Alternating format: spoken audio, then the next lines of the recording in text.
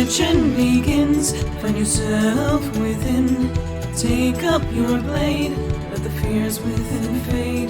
Stories are told as the die roll. Don't be afraid. Make your destiny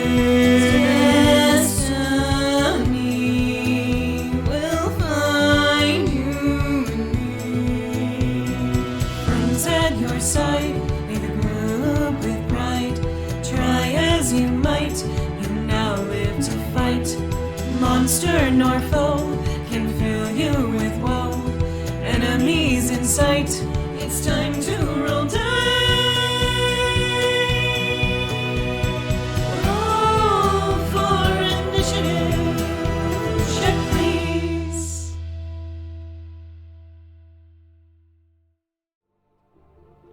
Hello and welcome to Check Please. I am your Game Master Beardy, and these are my lovely players. Hello, my name is Keni. I play Louie Freeman. Just got a wand back and his left arm didn't explode last session, so we still got one arm, baby. That's always a positive. You can always high five. Hi, I'm Skrewy. I play Stavik, Mr. Bone Boy. He doesn't mind a good high five.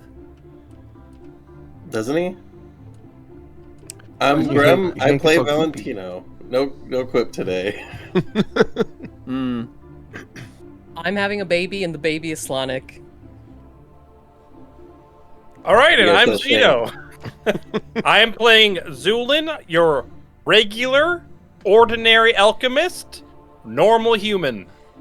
5 fingers, 10 fingers, and toes. Only 5. I'm sorry, I'm the one with only 5. My bad. It hasn't been the same since the accident. The slime accident. Anyways. Speaking of the slime accident, what happened last time? The Last slime time, accident. Louie showed up, very wounded, being like, Zu'lin attacked everybody. It's a plot. Things are really bad. Xander and Louie got some help from our most lovely Dame Volusia. She accompanied us back as we teleported in. We went through a cave full of slippery, slimy monstrosities. We found Zu'lin, Shinkaito, and Stavik caught in these pods, and we discovered a new species of slime that seemed to be able to replicate the features of individuals, especially those they managed to touch. We handled all of these creatures.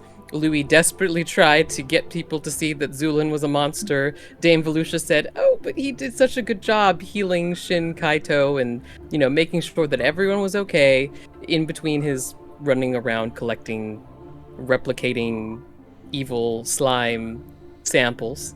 So everything's fine." Anyways, we went back and Louie went to Owen like, I did a bad. I broke your wand.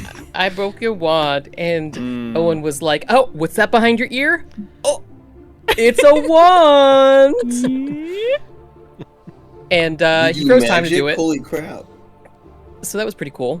And that's pretty much where we left off. Louie was very apologetic. Owen was like, "Don't worry, this isn't your fault. Everything is going to be okay." A little bit his fault. Also, we should at least kill one of those things if we do this, or else we're fucking screwed. He did say everything would be fine unless you guys failed this next section, Miserably. in which case you're all boned. Well, luckily, we have a really good track record of not failing every single boss encounter. Yeah, it's true. It's true. It's true. Well, I guess, yeah. what's By the numbers. what's happening, Beardy? So where did we specifically end in that conversation? Louie had just started to walk back to Xander after Elias went back to focusing on making his hole. Well, time reasserts itself, and Louie, you find yourself in that little encampment on the western side of the city of New Izmir. Louie is going to return to Xander, and if I remember correctly, Valentino was actually on his way over here after his date was done, I think? Something along those lines. So I believe he's also headed this way, but I don't know if he's gotten here yet. But Louie will get back to Xander and just show him the wand as he's walking towards him. Well, I guess it didn't actually matter that I broke this. Did it not actually matter? I don't know. I guess it just feels like I should have been punished, I guess. Or at least discipline in ridicule, something. I messed up. Would you like Owen to ridicule or discipline you?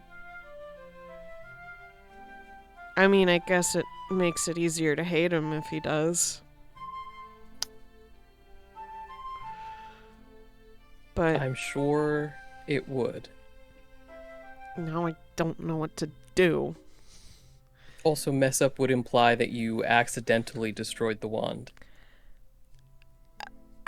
I mean, it does feel bad to destroy something that someone gave you as a gift, do you not think?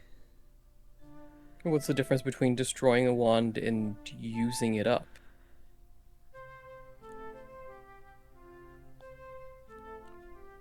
Okay, there's small finalities of use, and that's a fair assessment, and I don't have a good argument for this, actually, as much as I feel like I should. You win. He smiles at that. I suppose I do, though I didn't realize that this was a competition. No, not a competition, I suppose usually I find that verbal conversations tend to be battles. And, I've got nothing this time, so you're the victor. If you'd like to have a verbal battle sometime, just let me know. Oh, I think we have plenty of those normally.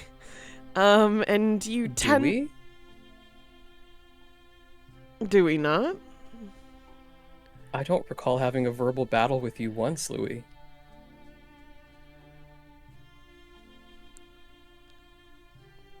You see this, like, guilt-stricken expression on his face, which is probably more emotive than he used to be, but it seems as though those walls have been breaking down over the past week.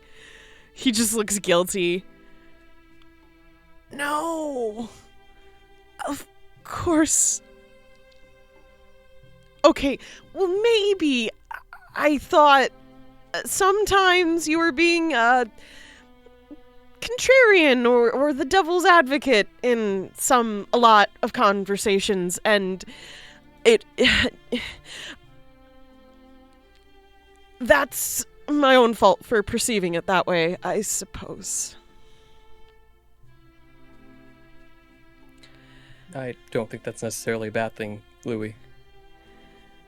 Yes, but if it was never your intention, I am mischaracterizing your words, and that can be cruel, and I can understand how awful that can be sometimes.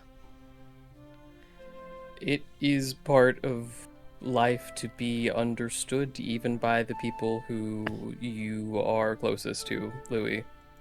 And I would say that you would know if we were in a verbal battle, but that is clearly not true, as this conversation has demonstrated. So perhaps you won't know when we're in a verbal battle, but I will let you know. Oh, well, that's very kind of you to let me know. I guess I can only get so far with how I've read conversations go in books, and that's formed most of my conversation skills. Well, Aside from the ones that have been more honed from your conversations with Slanik recently. He cringes visibly. What do you mean by that? Well, just considering him the closest person to you and your mentor, someone to look up to help, to aspire to be like, that also shapes the way that you see conversations and interactions, I would imagine. Yeah. I normally,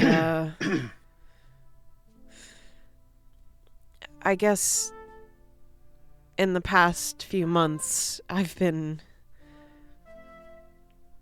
yelled at a lot more than I used to be.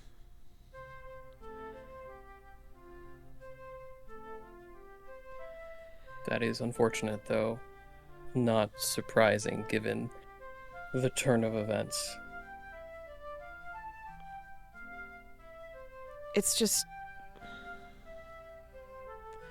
If this conversation makes you uncomfortable, that's fine. It's just... Everything seems so different when I left home. I felt cared about for the first time since my sister was gone, and everything was so sparkly and new, but people still kept treating me terrible other than him. And so I guess I couldn't see clearly. That's fair, though I suppose another angle to this is your interactions with him made you increasingly suspicious of other people, so that would naturally put you into a state where you wouldn't really be likely to have positive interactions with other people to begin with. I suppose. Actually, I spoke on this before. I think very briefly when we first all started traveling together, but the very first thing I did after I left home was I worked as a mercenary. That wasn't a lie, surprisingly enough.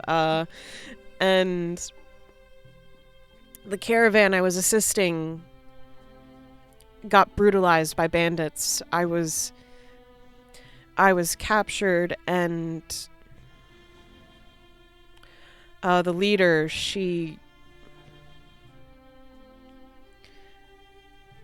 well, I suppose she was my second victim.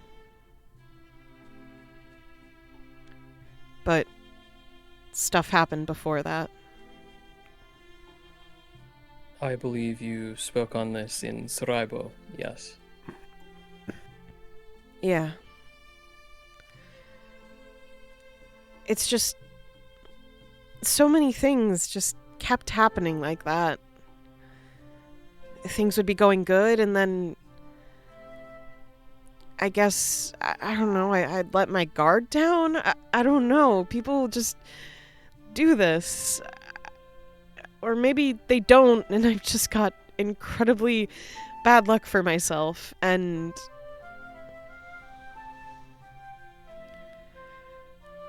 it's frustrating. It's frustrating to view the world in a positive light when that's so consistent.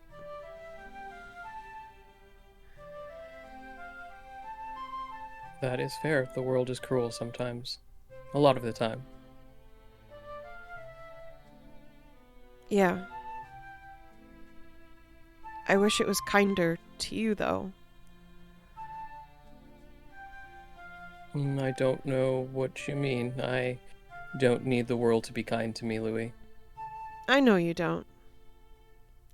But I suppose when I care about someone, I should use proper language arrangements in this moment.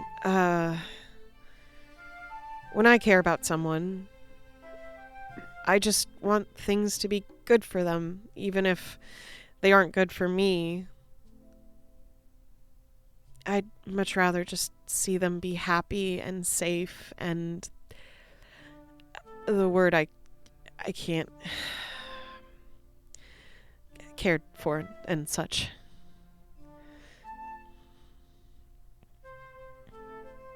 That does make sense. I think it's reasonable to want to make sure that the people that you care about are cared for and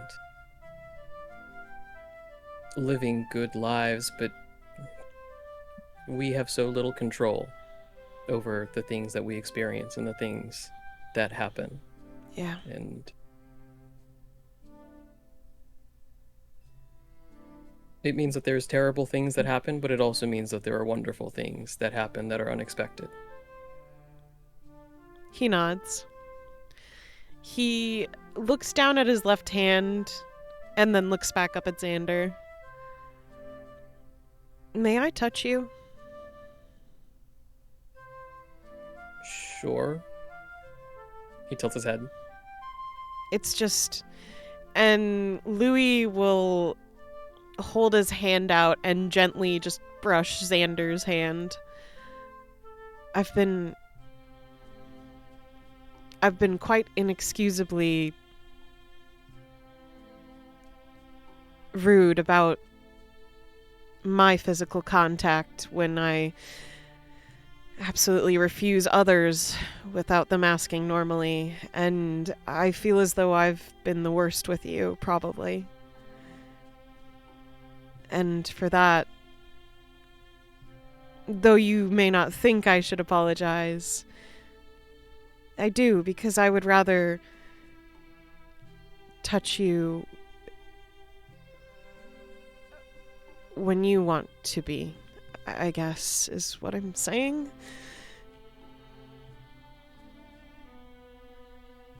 I think I understand what you're saying, but I do not have the same, I suppose, reservations about this form that you have about your body. So there's really nothing to apologize for, Louie. Not in regards to physical contact with me, at least. He nods. True. I didn't think it would actually be an issue. It's more rather I'm expressing that I care enough to ask at this point, though it sounds quite uncultured, putting it that way. I don't know if it sounds uncultured, it just seems surprising given all of the previous encounters that we've had. It is hard to imagine, even if I did have an issue with it, I would probably already have gotten used to it by now. I should have asked to begin with. He shrugs. It's okay. I just, even if it wasn't an issue, I want to make up for as much as I can. I've done wrong. But I can be good, so I'm just trying.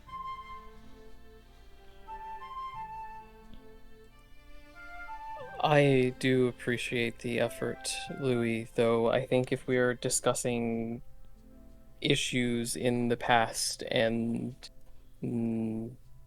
things that you've done wrong, I don't think your physical contact with me is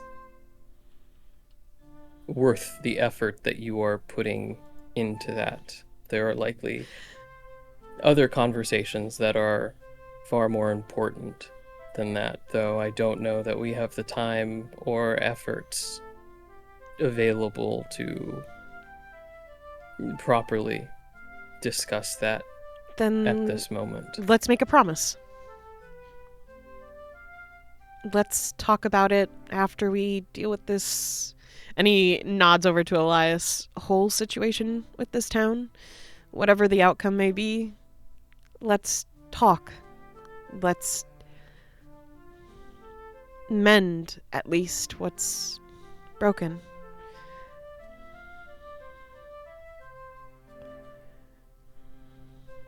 Xander pauses for a little bit as he hears the word and he considers them.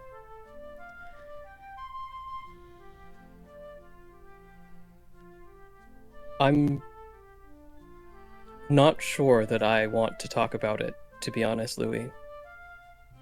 Oh.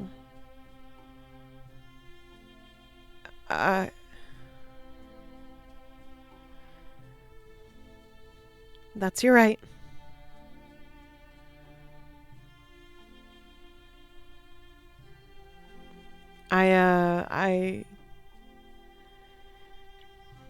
Okay.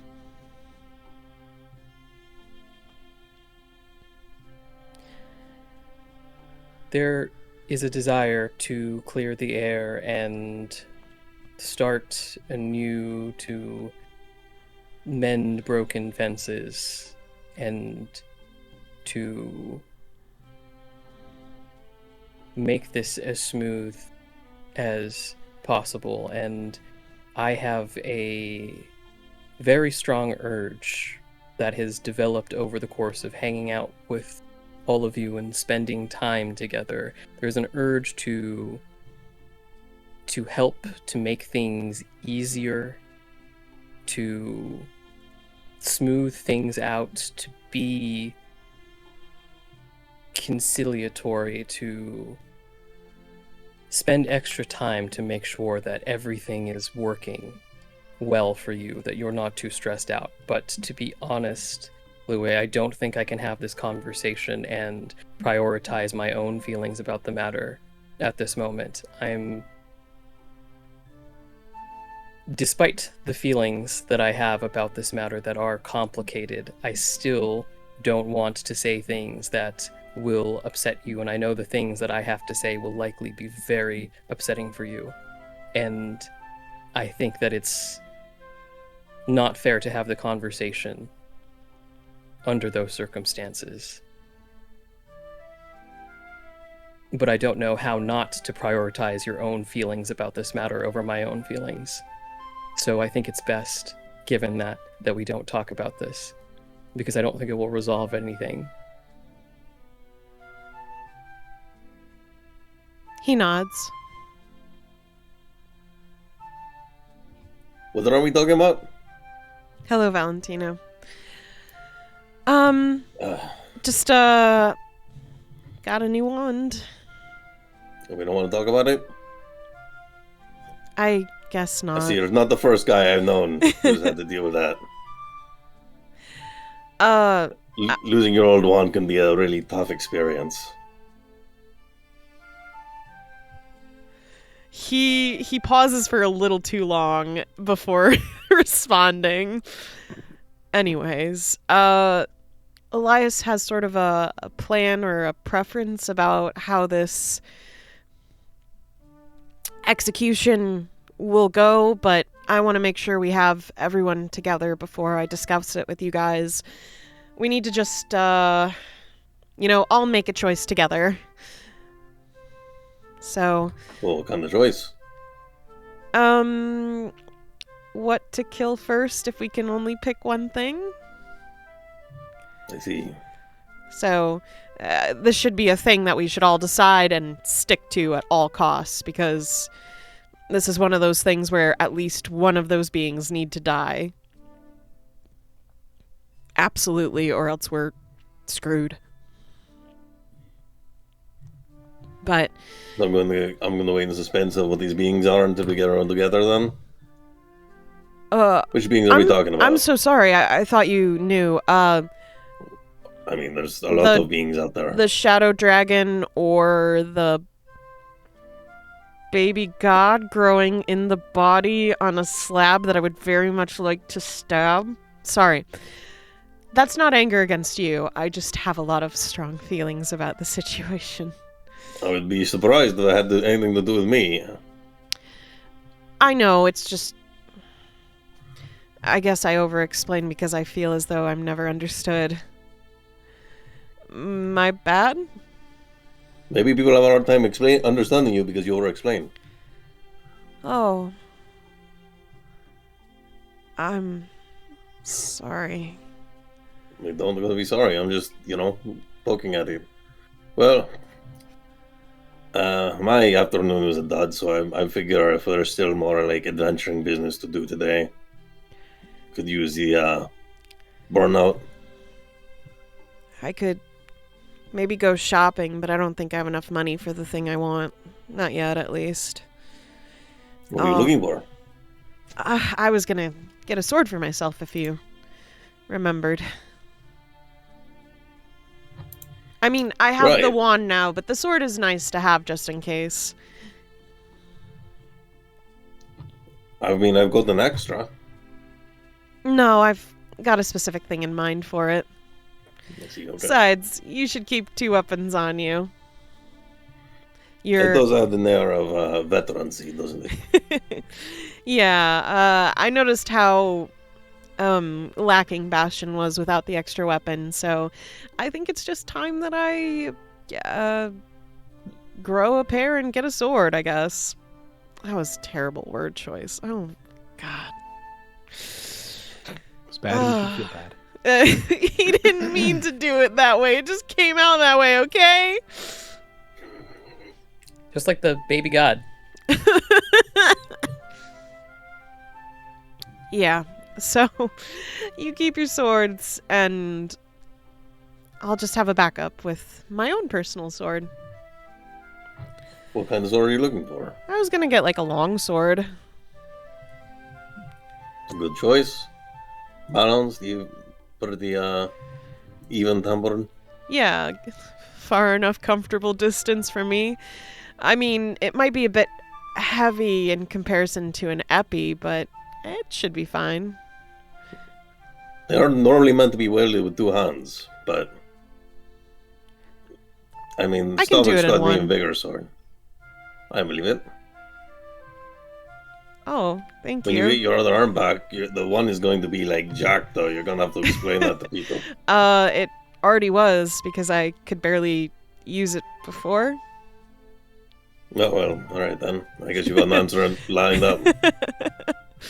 It's fine. I mean, if anything, if I get a healed arm where it's normal, it might just be actually, like, I don't know, like, not super muscle developed, but it'll be functional, so that's nice. But he looks down at it. Yeah. I've got a plan for it right now, I think, until I can find, I don't know, proper healing for it eventually. He turns to Xander. I actually have an idea, specifications for an item that I've been thinking about for a little past couple of days. If you'd like to hear it at some point. Sure. That sounds like it's interesting. I'm curious. I think you could help me with it, to be honest. Though I need someone to forge the materials together, I think, if I remember correctly, you could do some enchantments. Yes, I should be able to enchant whatever it is that you have in mind. Cool. It definitely would take more time than what we have before this event, but the idea is that I could use it to maybe focus energy through it. It's not like I'd get an arm or anything, but I might be able to, I don't know, maybe I could figure out how to do magic the old-fashioned way or something. Yes, I can imagine there might be some ways to make that work. I'll show you the spec sheet from my journal later, but, well, I wonder where the other 3 went. I think they went shopping or something, right? Yeah, so Valentino, Xander, and Louie, you guys are at the western side of the city at that camp. Meanwhile, Bastion, Zu'lin, and Stavik as well as Dawn, are headed into the city proper. You're currently in the West Market District. Where are you guys headed? Well, Zu'lin currently has dropped off his cart at some kind of facility. Now, the question is, with the damage to this cart, Mhm. would it be better to get a new one? Yeah, probably just All better right. to get a new one. Yeah. In that case, Zu'lin has specifications. Would that be doable? I'll send you yeah. what is needed. Yeah. Of course. Yeah, Alright. you can go to like, probably like Zeppo's custom carts on the south side of town. I mean, he's got everything there. There will Nice. also be specific instructions that care is to be taken with the cage within to keep it covered, and if they do not keep it covered, that it is not of my responsibility what occurs to any Yeah. individuals. Mhm. Yeah, I will Hey, send you. not only got the car repaired, but we took care of your rodent problem too. So is that a surcharge of any percentage or? Yeah, I will send you the information for that one, so you can got it. tell me Yeah, how much yeah. I owe. That's fine. So yeah, you go to a cart dealer. They make custom wagons, carts, and carriages, coaches, and the like. And you can go there and basically walk up and down the showroom and pick out exactly what you're after. All right. Where are the other two? Well, they were traveling with you, so. Mhm. Did Stavik have any particular place that he was looking for in town? I would love to be able to go to different parts of town. Sure. I don't want to be misconstrued as potentially a shambling skeleton and, Then cover and your have the fucking face. paladins. Then have the paladins come. Oh, this one you- was looked at me funny. Are you not hiding your identity in any way right now? No. Well, that's your own How could this stupid happen to idea. me? Also, didn't you No, go to like he's the? no. the But the thing shindig? is, He did go to the thing is, shindig as a I don't- skeleton. yeah, Mhm. yeah. Still But I stupid. don't want to give them a plausible reason to smite me. Cover I up love That's that. then. new. I love how Mother- you're treating being a skeleton like a racial minority. I don't really Jesus. think that is the comparison that's Not that one is bit. a- Motherfucker No. is literally recreating the stick in bicycle wheel meme. Very much so. These mean paladins. I don't think they're so much gonna look for an excuse to smite you. They either know what the deal is with you and will keep themselves together, or they just don't know and they're like, "Oh, we're under attack." Yeah. So So I think that most of the common folk that see you are Mhm. going to be rather scared, terrified, horrified, disgusted. Choose your pick of any of those, and All they're of going them to shit their avoid. pants. They're going to avoid you guys as a unit, and they're also just going to assume. Most of them are going to assume that Stavik is simply a puppeted Construct. undead creature that's traveling along with one of the other members of this group that's probably a necromancer. Probably Zu'lin by the way he's dressed. Definitely Bastion. So, yeah, it's Bastion, Dawn, and Zu'lin. And if it's like you had to pick a necromancer out of that group, it's going to be Zu'lin. Yeah. So, It's the fit, isn't it? Yes. Absolutely. so yeah. That's the voice. So, the four of you travel into town, and you can head on to the wagon dealer and pick out what you need. Mhm. Put in a custom order, and luckily, most of the stuff they have there is prefab sections, so it's pretty easy for you to pick out the features you want and then have them assemble it. So they can actually have it done for you in less than 24 hours. I actually will Nice. shoe the trio away as I give the details Okay. to my cart. You got it. Keeping some secrets. I like That's it. sus. I love it. Yeah, does Stavik think it's us? I think It it's does? sus. Stavik God fucking- trusts him. Dumbass. Is that right? Stavik still trusts him. He questions Still? his. Yes, he still trusts the beak What? of trust. He's like, It's- that whole situation was definitely my fault. I shouldn't have. I shouldn't have poked the goo. Like, yeah, like I was asked to do. Tricked, but it's cool.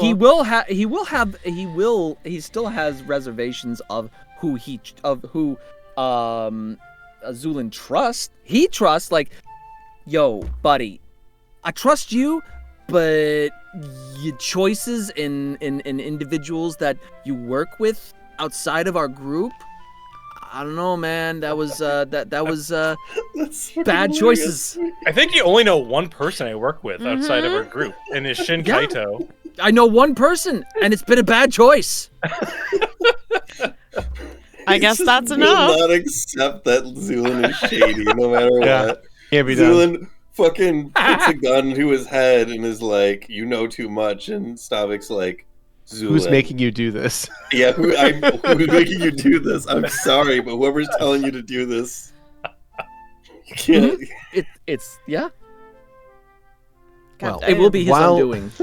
While Zu'lin is having a private meeting with the Wagon Works, Bastion and Dawn and Stavik find themselves standing outside. Bastion looks over in your direction. So, is there anything else you need to pick up? I mean, I don't know how much longer it's going to be until, we have to face down Slanik and everything. Is there anything you need before we get in there? Because I don't know. I have a weird feeling that once we go down that tunnel, we're not coming out of it. Well, I was thinking I was in our recent altercation, I was wondering if I wish I had the ability to strike and then strike again. I have the shield, but if the armor was stronger, I wouldn't need the shield, and I could have two swords and But you strike have such- one after another. Your AC's so I mean- fucking high. What the fuck? I mean, are you trained to fight with two swords? Because it's not easy. No, but I have the one sword that I can have in one hand, Yeah. and if I get another bastard sword, bastard swords, I have two. Right, but I mean, I do a lot of fighting with two weapons, right? He pulls out Mhm. his rapier and his dagger. Although, sorry, did Louie give back the dagger? He did, yeah. Okay, He gave it back to do the finishing blow on the Zu'lin slime because he was not getting close to that again. Okay, so in that case, Bastion will pull out his weapons. He pulls out his rapier and his dagger, and he's like, it's really not as easy as you think to use both of these at the same time, because you have to always be thinking about your arm positioning and deflecting blows, and you have to watch your opponent's stance really close and see where they're going and try to be faster than them and block stuff and then get in with your own attacks. It's not as easy as just double chop, it's a lot more to it than that. But I could try to teach you, but it wouldn't be fast or easy. It took me a long time to really kind of understand how to do it right. Then I would. Are you offering? I mean, it wouldn't help in the That's near what I just future, said. But yeah. Yeah. Oh, I didn't know if you were offering. I would love that opportunity. I wouldn't bring it up if I wasn't offering. Then yes, I would like that very much. Yeah. No, it's yeah. You just have to Practice. do a lot of stuff and practice, and it's a lot of hard work. But yeah, I could probably get you to probably be able to use two weapons at the same time. But if you're using two bastard swords, you're gonna find it really hard, because you want to make sure that your offhand, whatever your non-dominant arm is using a lighter weapon.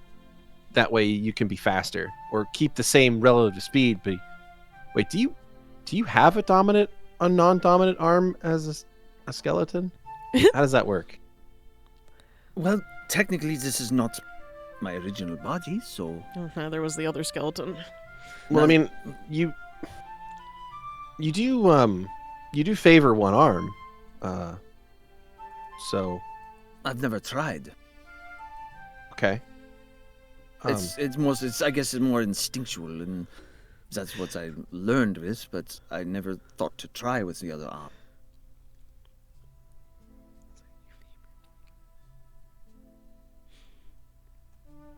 So Well, I think that I wouldn't mind trying. I guess here, give it a go, and he'll offer you the dagger to use in your offhand.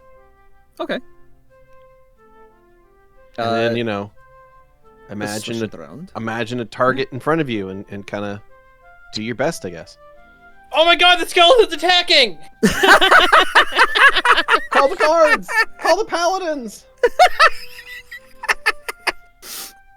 Well, so if you'd like to make an attack roll, Sure. yeah, go ahead and roll with your bastard sword with one hand, Okay. and then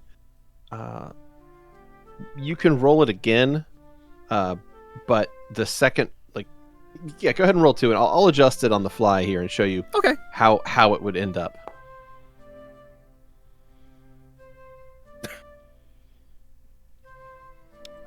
And where's that? There it is. And another one. Yep, and another one. Ba-doop. And single attack.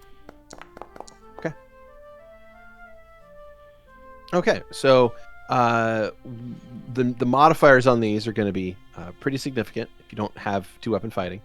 So you try your best, you hold your bastard sword and you hold this dagger in your hands, and you try to swing both of them at the same time, and you immediately find your movements to be somewhat awkward and ungainly, as you're not practiced at all to fight with two weapons. And the primary attack is going to be, I believe, at a -6, and your offhand is going to be at a -10.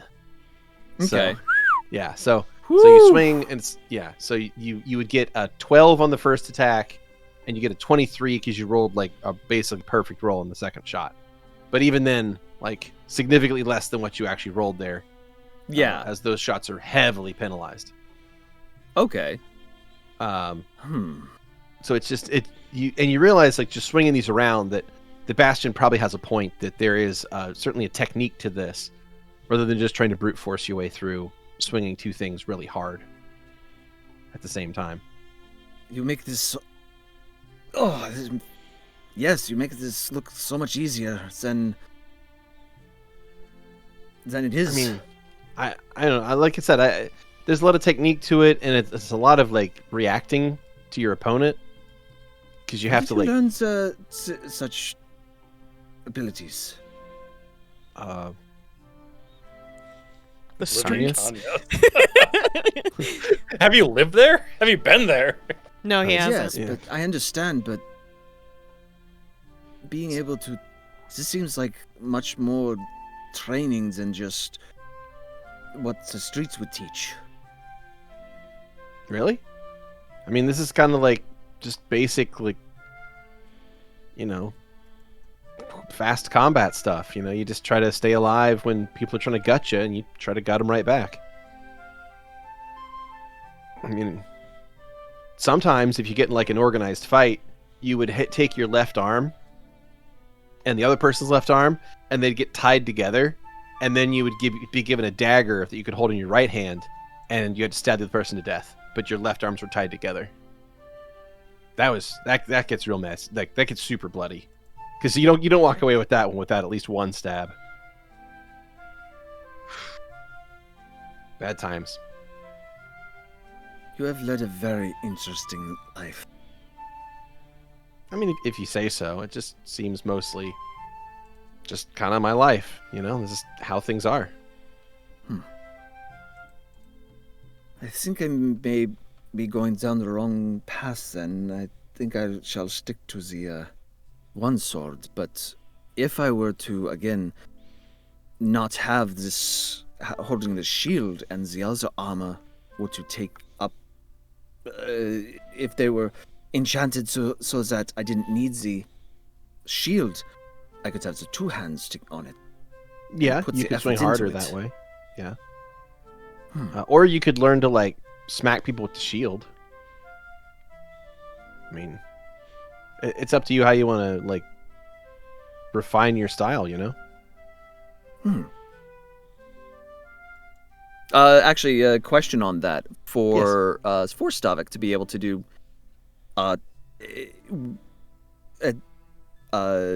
striking with the bastard sword and then bashing with a shield. Is that possible?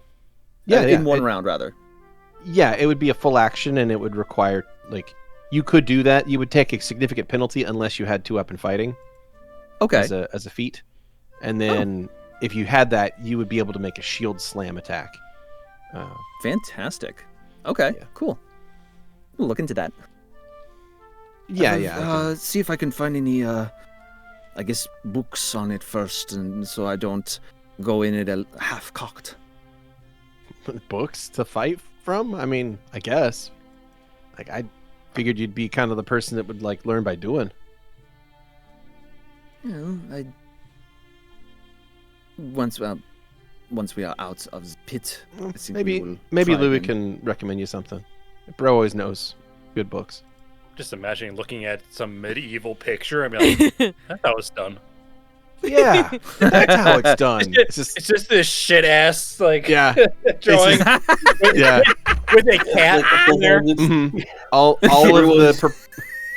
the stances Steve and Buscemi. proportions are wrong. Like the perspective's totally fucked, and you look at it and like, that's how you fight. You just stab through the guy's head while he's smiling and you're smiling. And then there's a cat with a human face in the corner.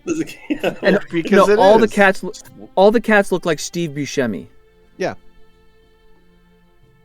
That's just what medieval cats looked like. Yeah. All of them.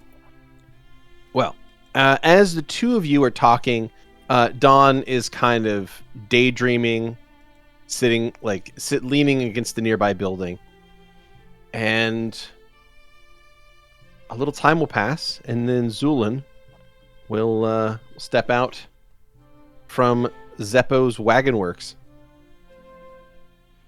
Did you see what I had Yes. requested? What would the price be for this? The price for that would be not all that much. Let me see here.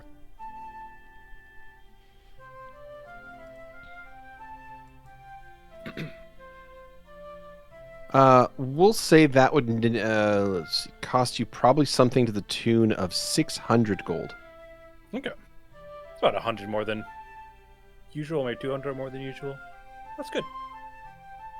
All right, yeah, he will have done that, and now that he is out, well, is there anywhere else that the lot of you need to go to, or shall we meet up with the others?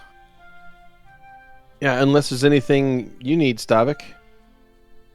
Indeed, I believe you were looking for some enchanted armor at one point or another. Well, yes, but I do not have the coin for such a thing. This is unfortunate, but it's the way it is. Is that so? Yes. And how much more coin will you require? Roughly 5,000, I believe. It's a lot of coin. It is the way it is.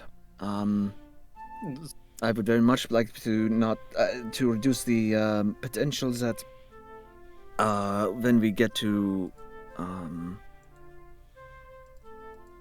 I would like to not to have my personhood being controlled by a necromancer or any of that controls the undead. So, Sir Stavik, have you not been keeping track of your funds? I have. It is. I only have what we've been given. but it is so small. Yes. We had not been given much, and I have... Oh. That's other people's responsibility. We have not earned enough adventuring treasures and things, so I have... And we don't... I don't Party think splits, anybody... so I'll hold my tongue.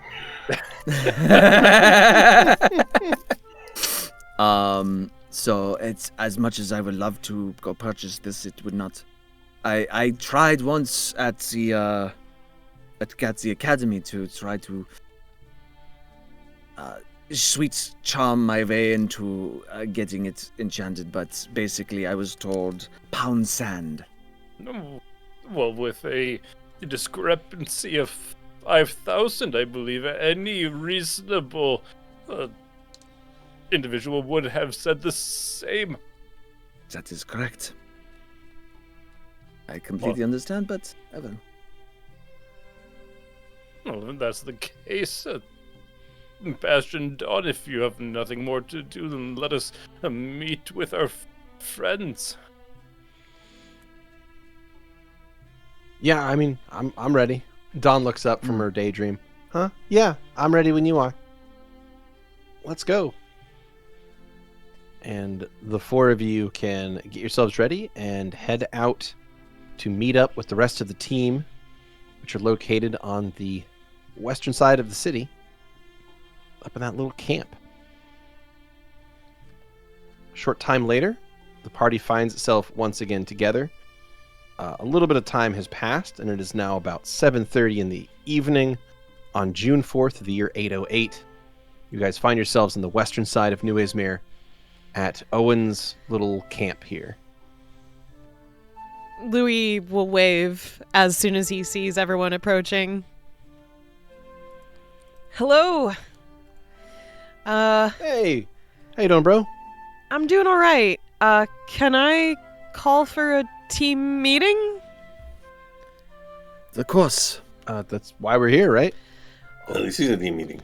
I We're meeting mean, the rest of the team. a discussion in which we need to make a decision together.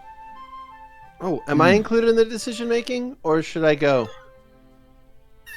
I guess it depends on if you're going with us into that portal later. It's going to be pretty dangerous, so that's your choice.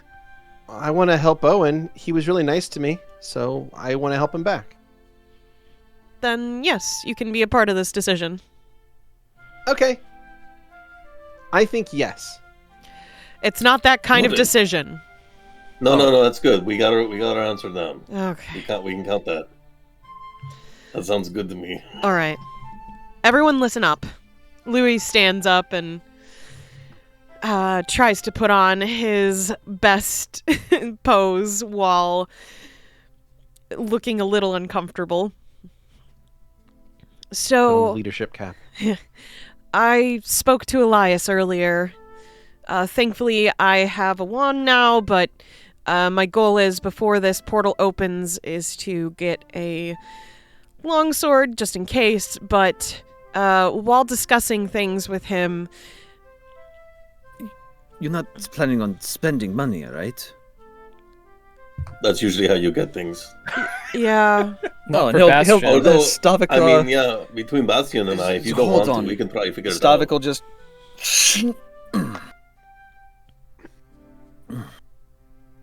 This was the one that we got from the Tomb of Owen. Oh. It's got a good heft. It's very well balanced. I believe enchanted as well. So Louis he'll will hold out his hand. the hand. Don't backs up. Handing you the handle. Yeah, Louis will take it, and he steps back for a moment, and the way he moves it, it looks like the way a fencer would move a sword.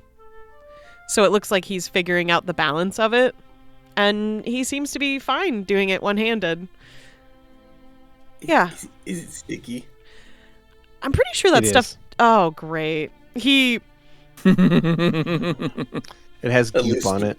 At least transferring hands, I imagine there's a squelch. Mhm. Yeah. And you're like, yeah, and it's already evaporating. There's Like, that's there's some gross. kind of like amber colored goop on the handle now. Mm-hmm. Would you When mind... you get goop on your hands, you gotta wash your hands and it dries before, and you're like, that's worse. I don't feel it now, but I hate that I know it's there. Would you mind tying the sheath to my belt? Not at all. And he'll. Yeah, Louie will Mhm. put it in there. Just because one hand.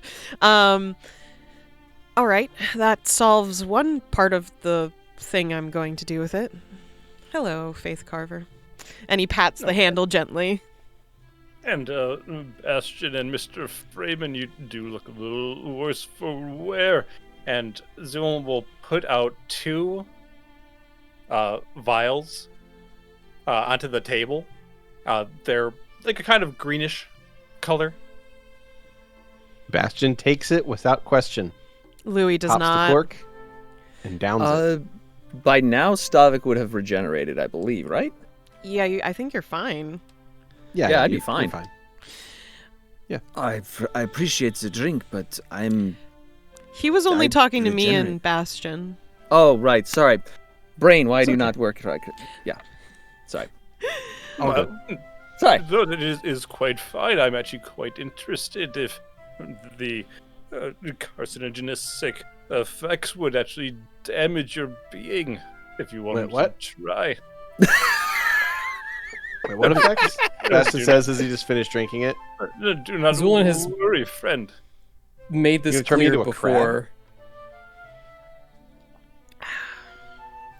Yeah, he's turning you into a crab. All right, I better be a really sweet crab then. If only. I'm good. Anyways, getting back to the main subject at hand, if I can have everyone's attention. Elias has spoken to me on the fact that we are at a decisive battle coming up. The main goal, is to defeat both that body and that dragon. The dragon would release Owen's energy and return it back to him. Destroying that body would remove Slanik from our problems for the most part. At least Elias seems to think that he'll be pretty much gone if we do this.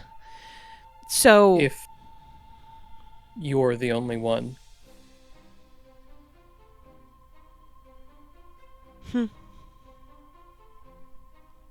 That's a factor to consider, for sure. I suppose.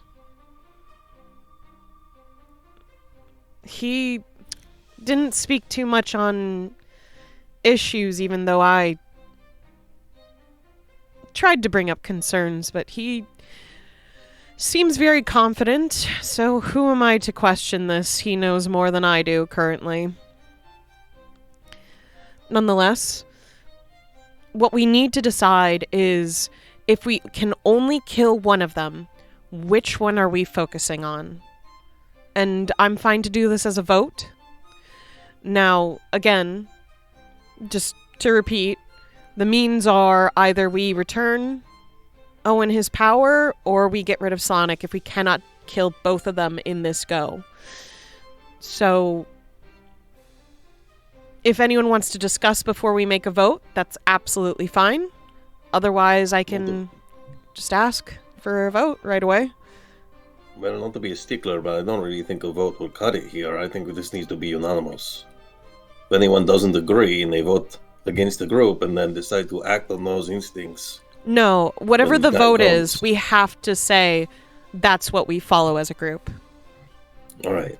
So I don't think We cannot be a majority change. rule.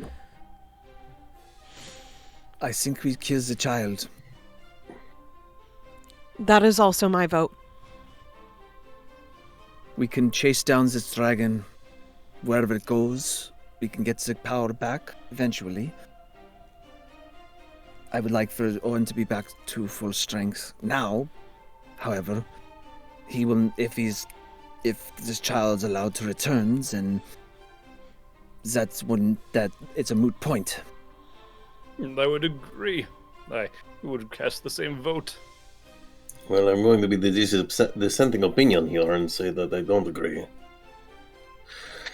Because if we restore Owen's power, as I understand it, that will restore the Maelstrom as well. Agreed, which is why I'm on Valentino's side in this. Bastion steps forward. I also think it's probably better to have a god on our side that's actually like fully powered up. But what is the point of a god that can't overpower a newly born god? Oh, I mean, we'll find Can a way you? to defeat Slanik. I'm certain of that. But every day we wait, every person who falls, ally or enemy, is trapped in torture. It seems fruitless, pointless, also pretty cruel. Louie, It seems like go ahead.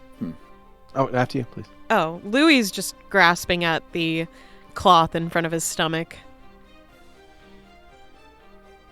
That's it. And it just seems like if we can restore the Maelstrom and get Owen like powered up and on our side, it like that seems like that would do more good in one go than because like if Is Owen capable of destroying Slanik if he is reborn? It wouldn't be a matter of destroying Slanik. The gods sealed Slanik away because they couldn't easily deal with him the first time. So, no, Owen likely wouldn't be able to destroy Slanik if he was fully powered. But it would mean that we have the God of Death at his full power on our side, which also means that we have a greater chance of being able to rally others. so if I'm counting this correctly, We're tied that's currently. that's tied, and everyone looks over at Dawn. Yeah. Sure as a yes. We're Hello, Wait. tiebreaker. Wait. Don't I tell just me wanted you to weren't vote. listening. I mean, I was listening mostly. I was also thinking about food, but Jesus. okay. So, wait, I have to make the decision now, but everybody else knows way more about this than me. I just wanted to be included. Now I feel like I have way too much power. Well, that's too bad. You want to be part of the vote. That's the part of responsibility that is important. If you want Okay, responsibility, okay. All right. I mean, it seems like it would be an easier fight to like stop Slanik from being born, right? Zu'lin is nodding. Would it? I don't know, Have any but of at the same time, you like that fought? dragon thing is like guarding it, right? yeah, it is. Right. So we have to fight the dragon anyways. We don't know whether Slanik is able to use any of his abilities. He's clearly able to fight against Owen trying to create this tunnel in the first place, so we do know he can use other abilities while he's trying to be birthed in. If that's the case, then what's stopping him from using abilities to stop us from destroying him before he can be reborn into the world? And we have to fight the dragon anyway, so if we're fighting the dragon, we might as well put the dragon down because we're going to have to deal with the dragon. It's not going to just stand there. I think Does it Xander's not right. seem like such an easy concept to just blow up the body? Have you tried to blow up a body guarded by a dragon that's absorbed the divinity of the god of death? I don't know that it will be as easy as you think it will. Your explosion barely blew up the temple that we were in, and that wasn't Indeed, a that divine was- being. But that was stone, not flesh. I'm mean, pretty sure the in those dragon is also... I hope we're all on the same page that we should at least try to do both. Oh, yes. Absolutely. Absolutely. The goal is to still kill both in one go, but to agree that we need to focus at least on one as a majority so that we can make sure that we're not ultimately screwed over, including the world, by having both live. Yeah, that we're not splitting our attention and accomplishing neither goal. No, Zu'lin, I mean, if obviously we you get a have... big enough explosion to kill this dragon, I think it could get Yeah. both of them in one shot. Absolutely. I'm saying you don't have to just focus on something if you have something like a bomb or a fireball or something. That's absolutely fine. Get as much as possible in there to kill both, but I'm just trying to be realistic in case we cannot kill both. We need to make sure that one dies. That's all. I just want to make sure that we agreed on that. I suppose I just considered that if we're choosing between one of the two dying, that the god would take precedence. Well, to be frank, the dragon has absorbed the divinity of Owen, so We're dealing with God either way. we're dealing with a dragon that has the divinity of Owen and a baby that is going to be born as a god into the world, but is not currently, but still has a tremendous amount of ability. Question on that. Let's assume the baby is able to be born. Will there be a break-in time? Will they be coming out with We don't know. both No. fists ready to go? I don't know who you think has the answers to that question, Stavik. I mean, I looked to believe Xander, but that being birthed into the new world will take an enormous amount of energy and effort, and Slanik will still be newly born. I don't believe that he will be able to exert his full level of influence. And Owen, I believe, mentioned this before, that if worse comes to worse and that does come to pass, we would have some time. Yeah. okay.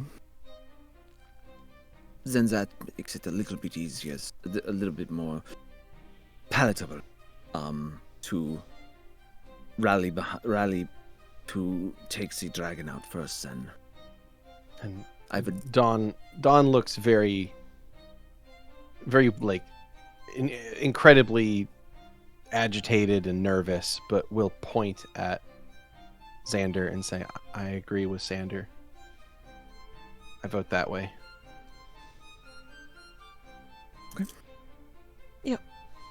It is decided.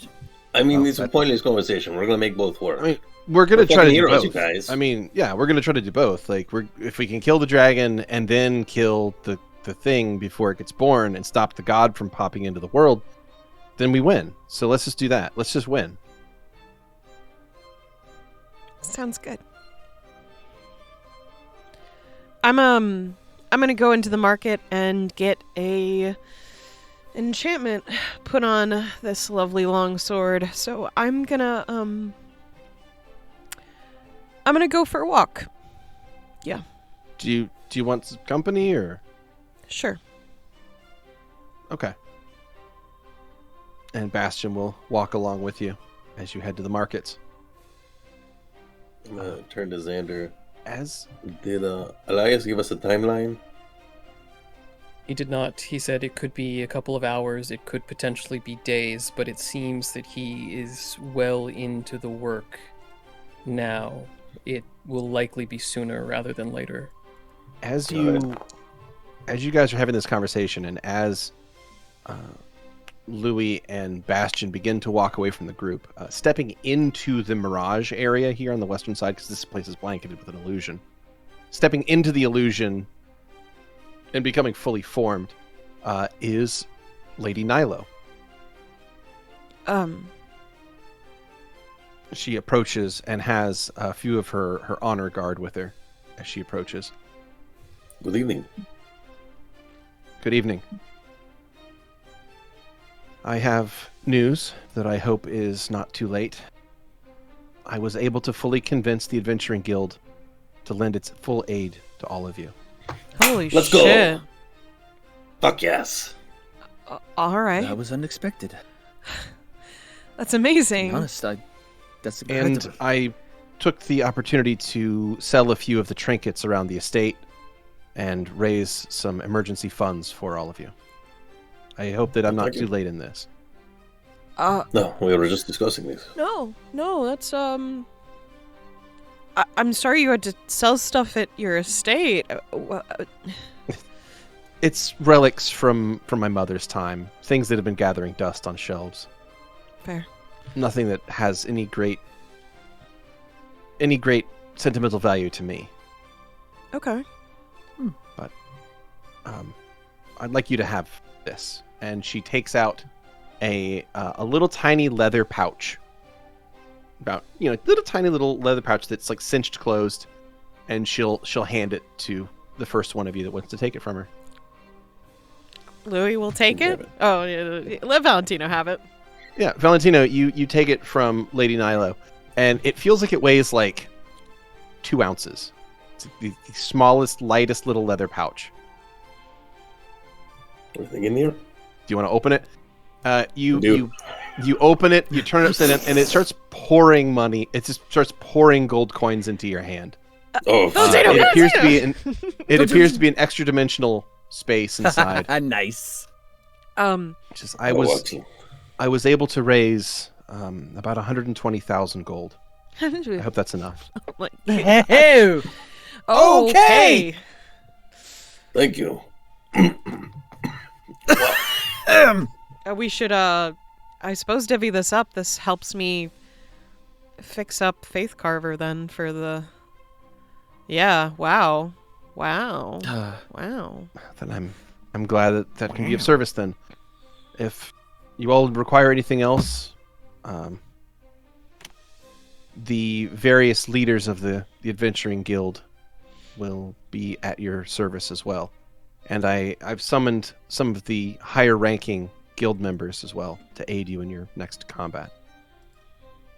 I figure this is probably not going to be new for you, but the legends will honor your name forever for your contributions. I'm not looking for legends to remember me. I'm simply looking have to you. deal with this threat and make sure that we don't get a god of destruction and evil born right under our city. Then be assured that it will be dealt with. You're our best chance to make sure that doesn't happen. So I'm going to make your chances as good as I can. Thank you, Lady Thank you. Nilo. Of course. Well, let's divvy this up, team, and get as prepared as possible for this event. We don't know when that portal's going to be open, but let's rest. Let's stay close by as soon as we're done shopping. And, let's fucking kill a dragon and a baby all at once. And I do vow to focus on the dragon. I shall follow in all of your decisions, but I do hope it does not cost us dearly. I have voiced my opinion quite clearly. Well, if we only fight one, there's going to be consequences either way. It will be a cost, but nothing we can't handle. It's just always good to have a plan B, right? You'll just have to go both, like we said. Yeah. We'll just win. Be fine. Exactly. I have matter to attend to then. And Zu'lin's going to stand up and leave the room. All right. So with that, you guys can divvy out the money. It comes out to being 20,000 gold per person. And with that, you guys can begin planning on what you're going to need for this final showdown underneath the city. You don't know how long you have before that tunnel's open, but you know it won't be very long. So, well, you guys take some time, and you're able to go through the town, find various markets, dealers, enchanters, and whatnot, and you're able to spend down some of the extraordinarily large amount of money that you were just handed. So we're just going to go around the horn, and if you guys want to discuss or describe what it is that you have purchased, we'll start with Louie. Sure. So after receiving Kilorian's sword, Louie has put Dragonbane on it as a buff. He also got a heavy load belt because, boy, was any material on him sure bringing him down. Bracers of giant strength +2, boots of mighty constitution +2. He upped his resistance, and he upped his mithril chain shirt. So he is actually built like a warlock now proper, instead of built like a wizard like he was pretending to be. Yeah, so now much more well-rounded, and now I would say a decent threat, all things. We'll see. We'll see. We'll see. Get into combat and see what the dice decide. Yeah. Stavik, what did you get? Yeah. So Stavik goes back to the academy, talks to the alchemist or the warforging individual, and says, "Hey, got that money for you. Can we toss that on there?" Because he wants to get one of the best people to do it. He puts Mindbustersing on his armor because he didn't want to have some necromancer going, "Hey, turn around, go kill everybody." Again. Okay. All right. So you gain again mind buttressing on your chest. Anything else? Yes. He takes his bastard sword and he goes to the enchanters and asks them to, given we're going to go fight some evil people, we're gonna go put some holy on that sword, because that extra hard hitting against evil things. You got it. So holy on the bastard sword and mind buttressing on your chest plate. How about Valentino? Well, where are we meeting up? I was going to describe all this stuff when we reconvened in character. Oh, sure. Okay. We can wait. I imagine we're meeting back up at this portal area, because might as well camp out here at this point. Well, yeah, I guess depending on how long we're waiting, because I didn't know if we're resting either. Yeah, and are we doing anything else before we go? Yeah, Valentino has a bit of an agenda schedule, because with how we're laying things out, he also wants to go back and have a missive sent to the captain, since he wasn't able to track her down and doesn't exactly know where she lives. Just basically saying that he apologizes for having to disappear, his hero shit, and also that they're going on a dangerous journey and he doesn't know when he'll be back. But he will. Yes, only that I will. Fear not, your bed shall not remain cold forever. Oh my god. Wow. Don't see that part. I dictate that, and then I'm like, don't write that down. And the person is like, they just scribble it out. That one was between us. You didn't write that, right? Yeah, no. No. All right. That would have been a little weird on your part. Just saying.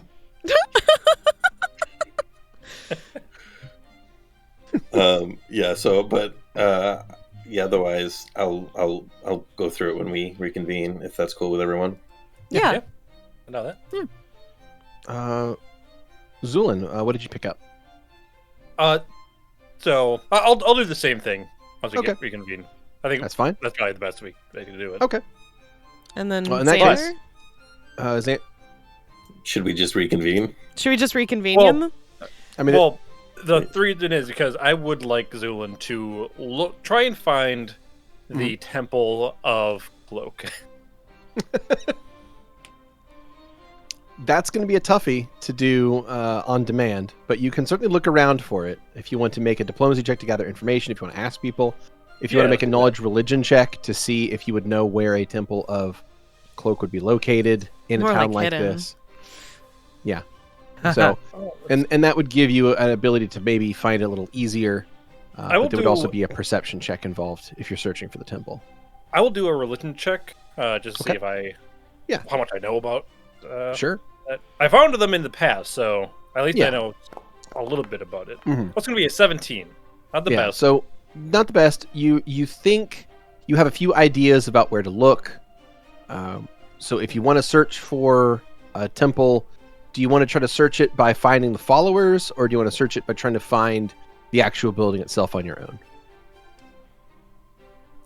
I will try.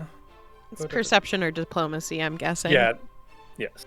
Yeah. They're the same. So I think Zoom would probably go about it more undercover. So he'll be looking for signs in architecture.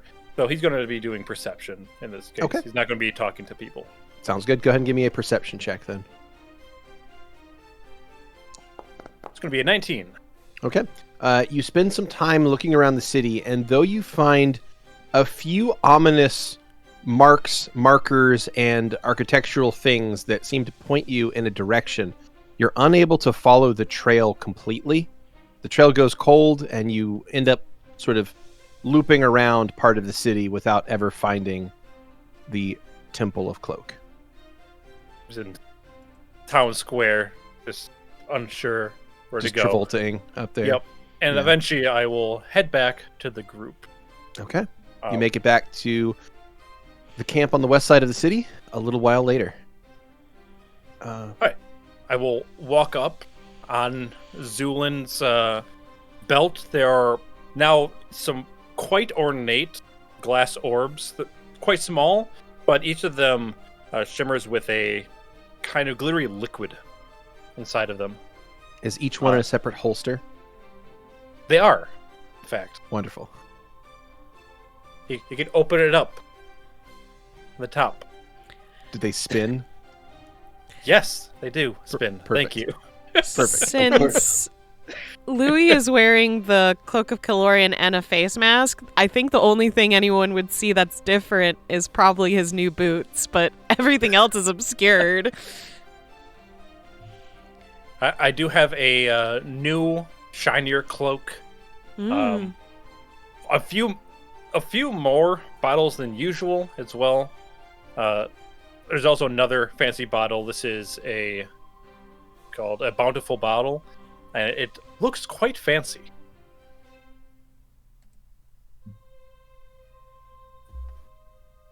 And that is also, and lastly, he has a belt on now that looks much nicer, and he seems to be moving a bit faster than usual.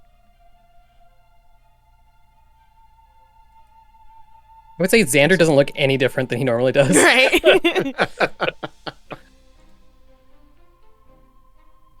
And Valentino. Well, yeah. When we get back together, Valentino has got a golden circlet that doesn't quite close the front. It's almost like laurels, but not the wreath shape. Mm. It's kind of, but it does have a sort of arcing, like a wavy kind of shape to it. Are we thinking like Monkey King vibes? Like, That's a maybe. I'm trying to remember what that would look I think like. it off the top of goes my head. forward and then swirls near the center normally. Correct. Yeah, kind of like that. Almost like thorns, but not quite. It's not meant to look like anything in particular. It's just kind of like a fancy design. Okay. I don't know if you want to use the word thorns. Yeah, were you gifted this by Stavik by chance? I guess not quite like the Song Kong one. Almost like a flame pattern Ooh, okay.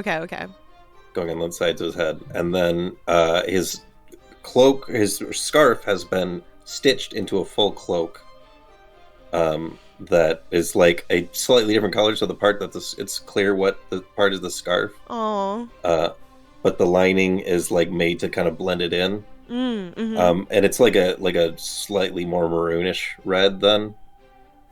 And then when we get back together, he's like, check it out, and he's already had like metal gauntlets on the tops of his arms, and he pats one of them, and it whoosh, deploys into like this shield.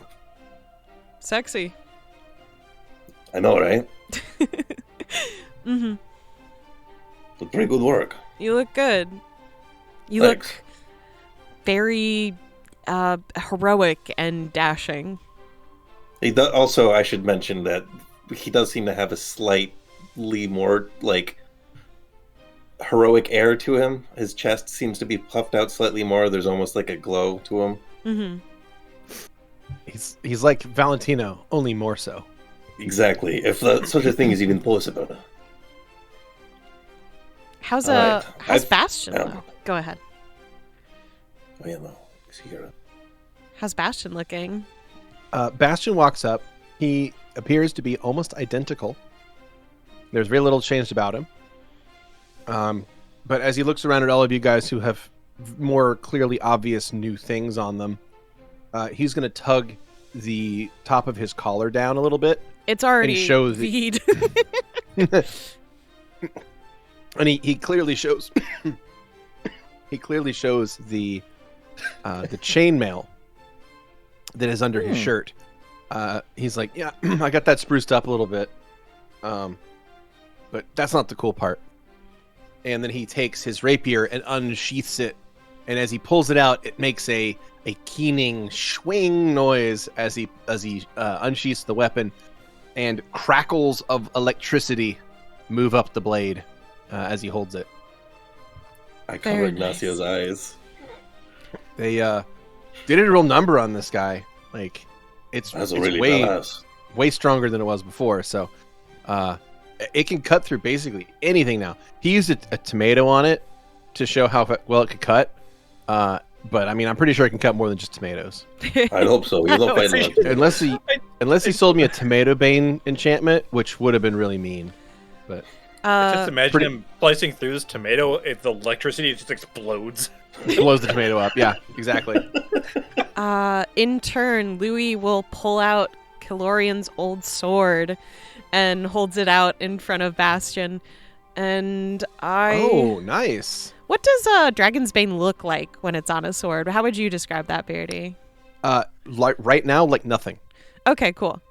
It looks totally normal. Now, if you have it near a dragon, it'll look a little different. That's true. Well, as long as Stab none of us Valentino. are drag. Am I near Do any? Are any dragons in the room with us? Are there any dragons in the room with us right now? You lick your finger and hold it up in the air. Well, if I'm not near any dragons, then I imagine it doesn't look any different. Just looking at my knife. Does it look any different, Beardy? Does your sword look any different? Yeah. Are there dragons among us? Are there dragons around? No, Yeah. there's No, that was a dragons serious around. question. Yeah. Louie just swings it up in the air. I got a simple enchantment on Faith Carver, and I think it'll do us some good. What kind of enchantment? Dragon's Bane. I told you I would focus on the enemy we agreed on, and I mean it. And he'll sheath the sword. Yeah, that's smart.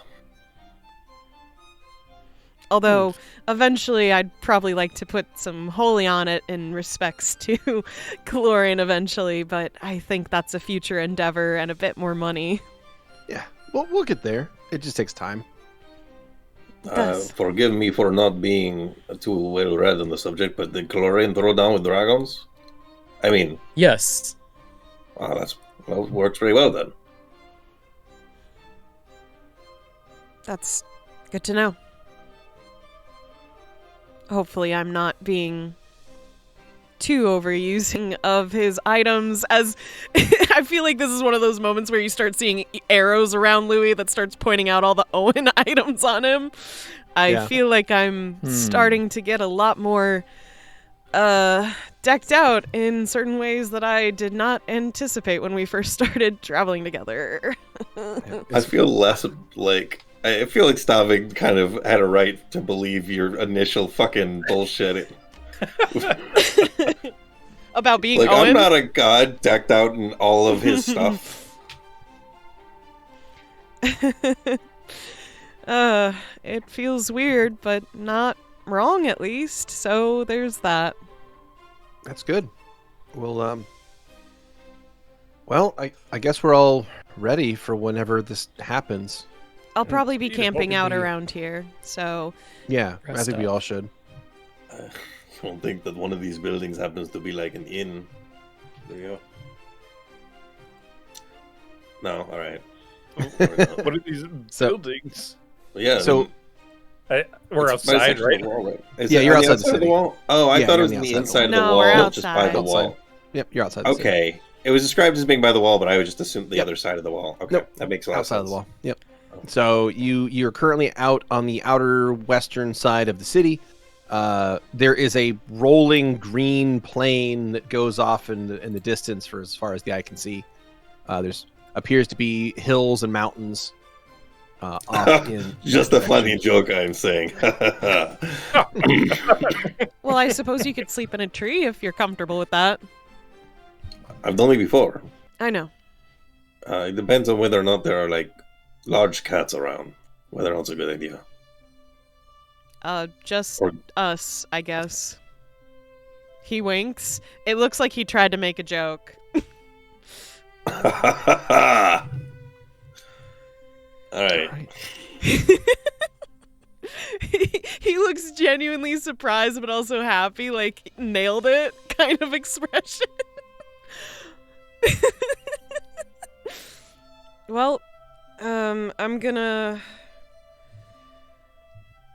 I guess I should sleep since I don't have any spells to keep me up anymore, so Valentino, Rest do you well. mind if I am near you at least for resting? Not Though at all. I imagine you're probably going to rest too. I just want to be safe, I guess. I could send to recharge my energies a little bit, but I'm happy to take watch once I've got that in. Sure. If that's how long we're waiting. We can take watch breaks together, I guess. All of us Yes. or something. Like shifts, you mean?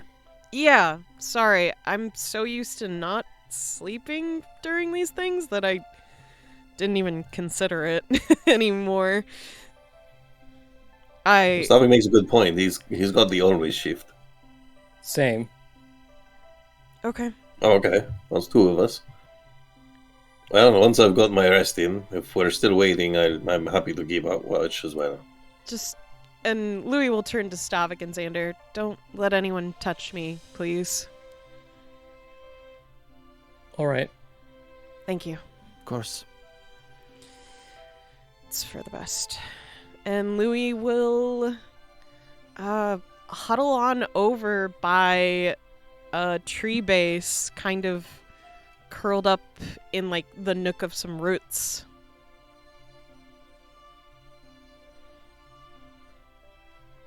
Alrighty. Valentino find somewhere to just. You got What, it. what time is it currently? It is about, after all of your talk, I would say it's probably close to about 8:39 p.m. Oh, So alright. it's evening.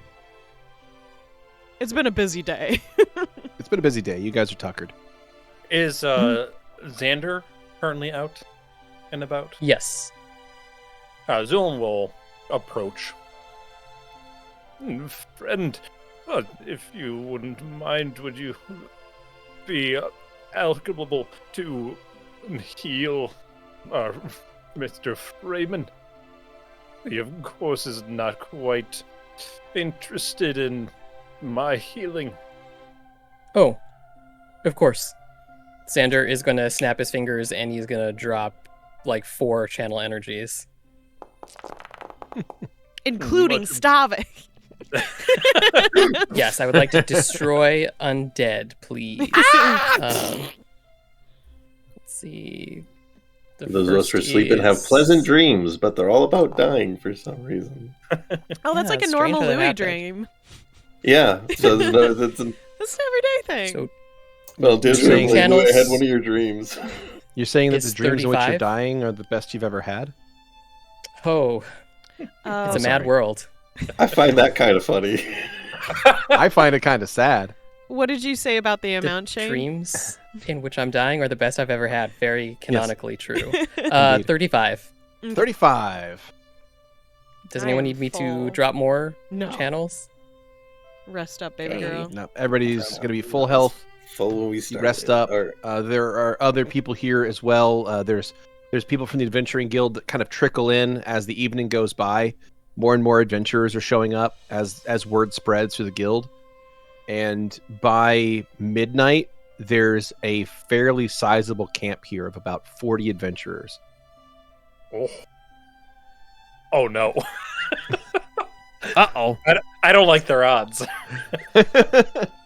Well, Yeah, I don't know what that means. I mean, like, we should be able to get both now. If we can't get both, then we are doing something wrong. How many adventures does it take to kill a baby that has not been born yet? Right? Yeah, right. It's like the 5 of us, 6 of us take on the dragon. Everyone else, kill that baby.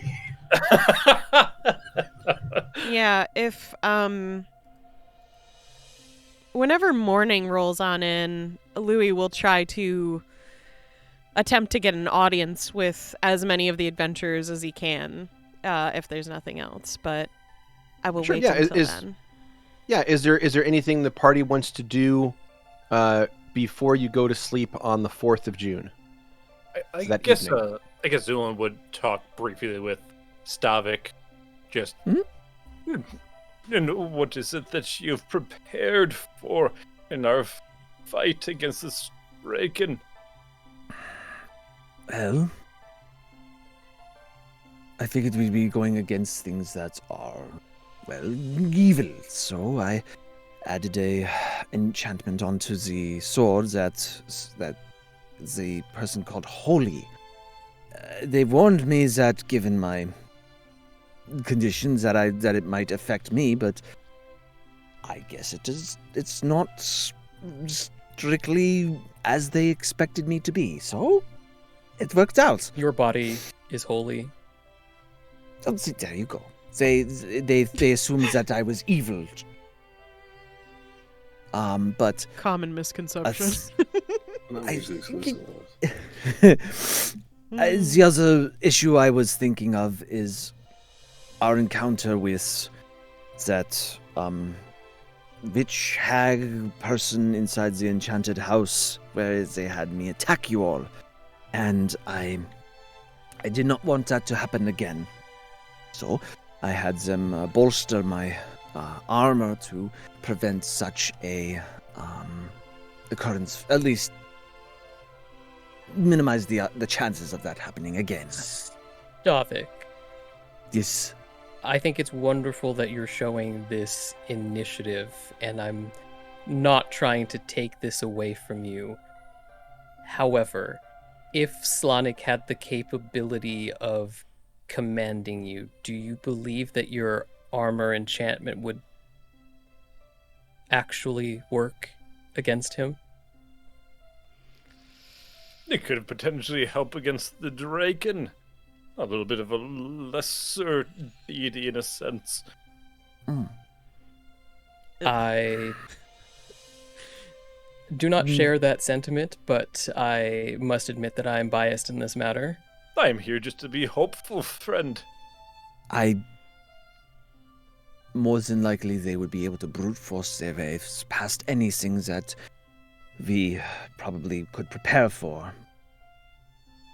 But it doesn't hurt to have it. Exactly. I do not wish to be, well, if you'll forgive the puns, I do not wish to be a meat puppet. Don't worry, buddy. There's not a bit of That's meat quite on you. easy. Also, does Dawn look any different? Did Dawn get any? Don didn't even take a cut of the money. Okay.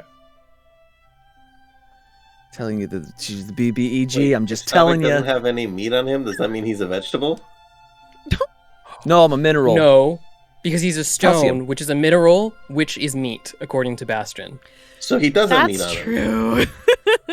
Wow. No, he doesn't have meat on him. He is meat. Well, then 100% we don't meat. have meat on us either. Speak for It's yourself. true. So I mean, if we're thinking about it like that, then yeah, like you're either a vegetable or you're meat, and you're not a vegetable, so you're meat. Yep. I'm meat. Yeah, See, like I don't like have to salt. be a meat puppet. Salt's meat, and salt's a rock. It so meat's still rock. hurts. Roger's meat. This is getting close to a hot dog is a taco argument, and we're not going back there. Oh, now you're upset with it. You thought it was fucking hilarious originally.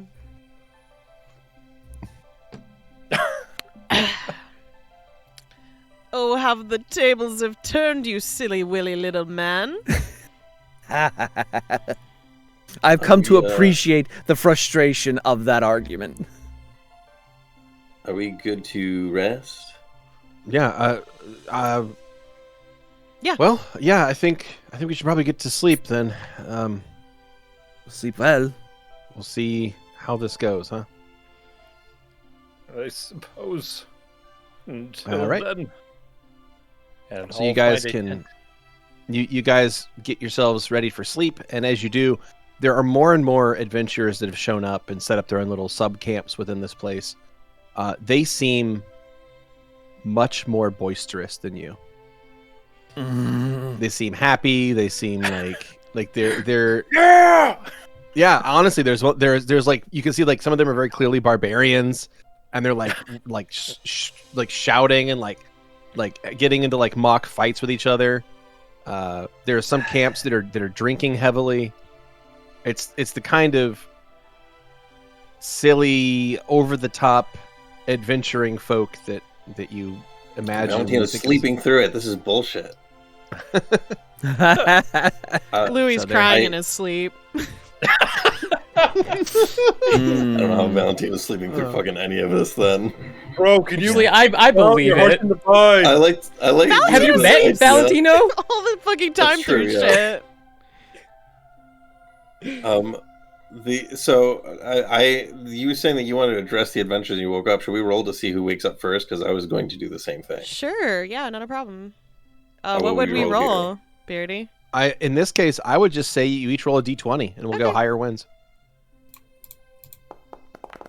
Ooh, 17? Nice roll. 5. It's all you, bud. Womp. Because he is going Uh, to be like rallying these people. Yeah, I feel like But- that's fair. The d20s on my screen, when the 5 rolled, it hit the 17 and knocked it over to a 2. So, Okay, No, go Excuse you. Fuck that. ahead. dude. I fucking hate when Foundry does that, and then Mhm. it's like, oh, it changed the roll. Like, oh, it's a 20 now. You roll behind your DM screen to hit their dice, and you're like, oh, Yeah. you didn't roll a 20, you rolled a 2. That's not how I saw it's right here. No, nuh-uh. All right. I wasn't looking though. So the morning comes around, and it is now June 5th, 8:08. Early morning, 6:30 or so.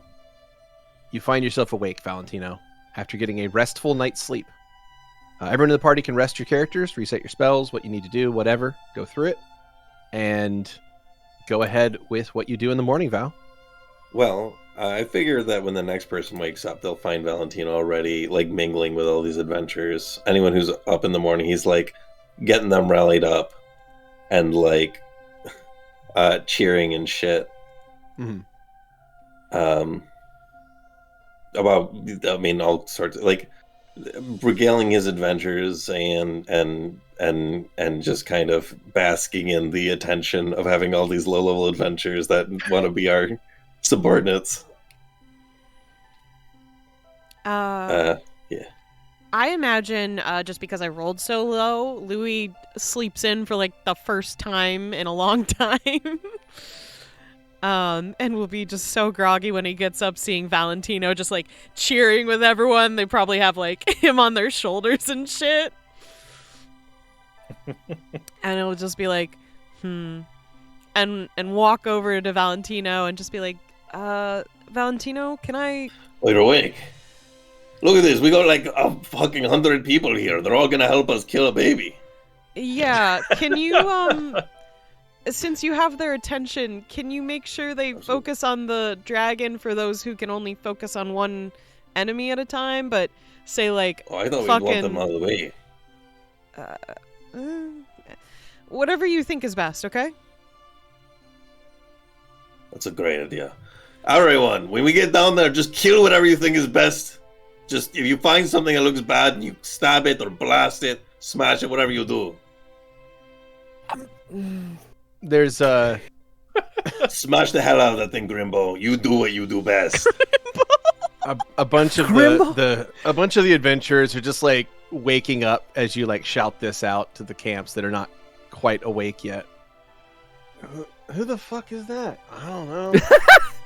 It's Valentino the Great and Magnificent and Wonderful, leader of the Circle Seekers. Who said that? But that's true. All of those things are true and more. Fucking know. Louie will slowly just like back up, doing like backwards steps before he flees back to his tree to sit down and watch the party, I guess, that's happening from afar. Well, they're in a little bit less of a jovial mood in the morning, as a lot of them tend to have hangovers. That's their own fault.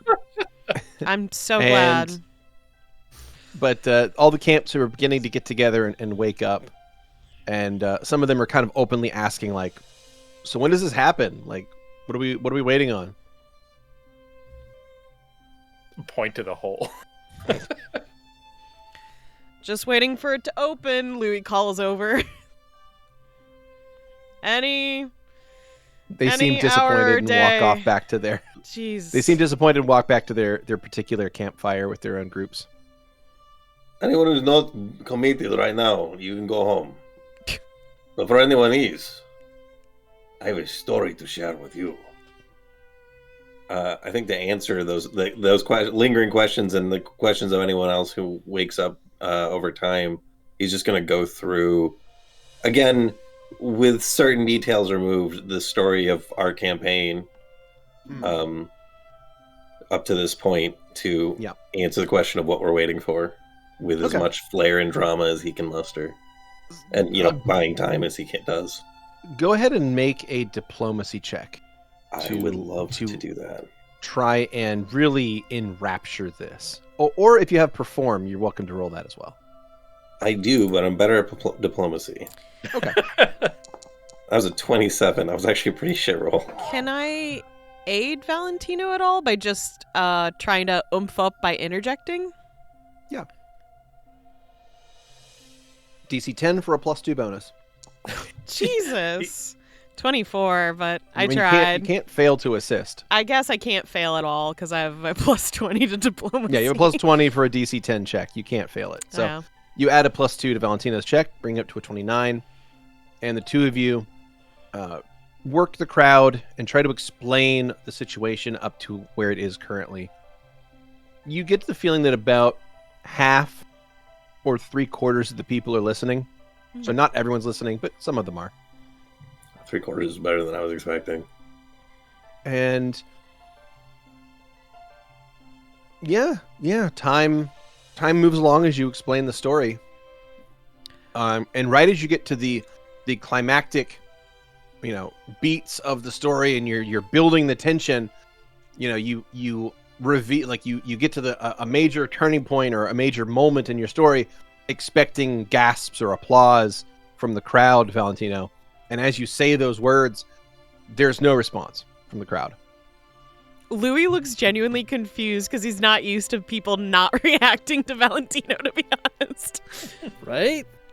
And you kind of let that moment hang for a second, expecting like somebody to gasp or applause or someone to like give some kind of shout, but there's no reply at all. and you look at the crowd, like the assembled group of people who are standing and sitting in a semicircle watching you, and they are not moving. They are frozen in time. Oh, Elias. How much of that did they miss? I have no fucking idea. Fuck. Oh, Okay. You look around. we gotta You ask look him. around, and you can see that Louie, Valentino, Stavik, Xander, Zu'lin, Bastion, and Dawn are the only people that are moving right now. Hey, big man, I appreciate. I get you're doing what you can. Is there any possibility you can like send us quick notification before you do that next time? I don't think he can. It's kind of a lot of effort for him to do this. Okay. The only other thing that moves is Owen, who is currently standing up against the wall, his hands on the wall, collapses to the ground. Elias. Louie will I run over to him. Yeah, follow suit, run over. Same. What's wrong? He's gasping for air.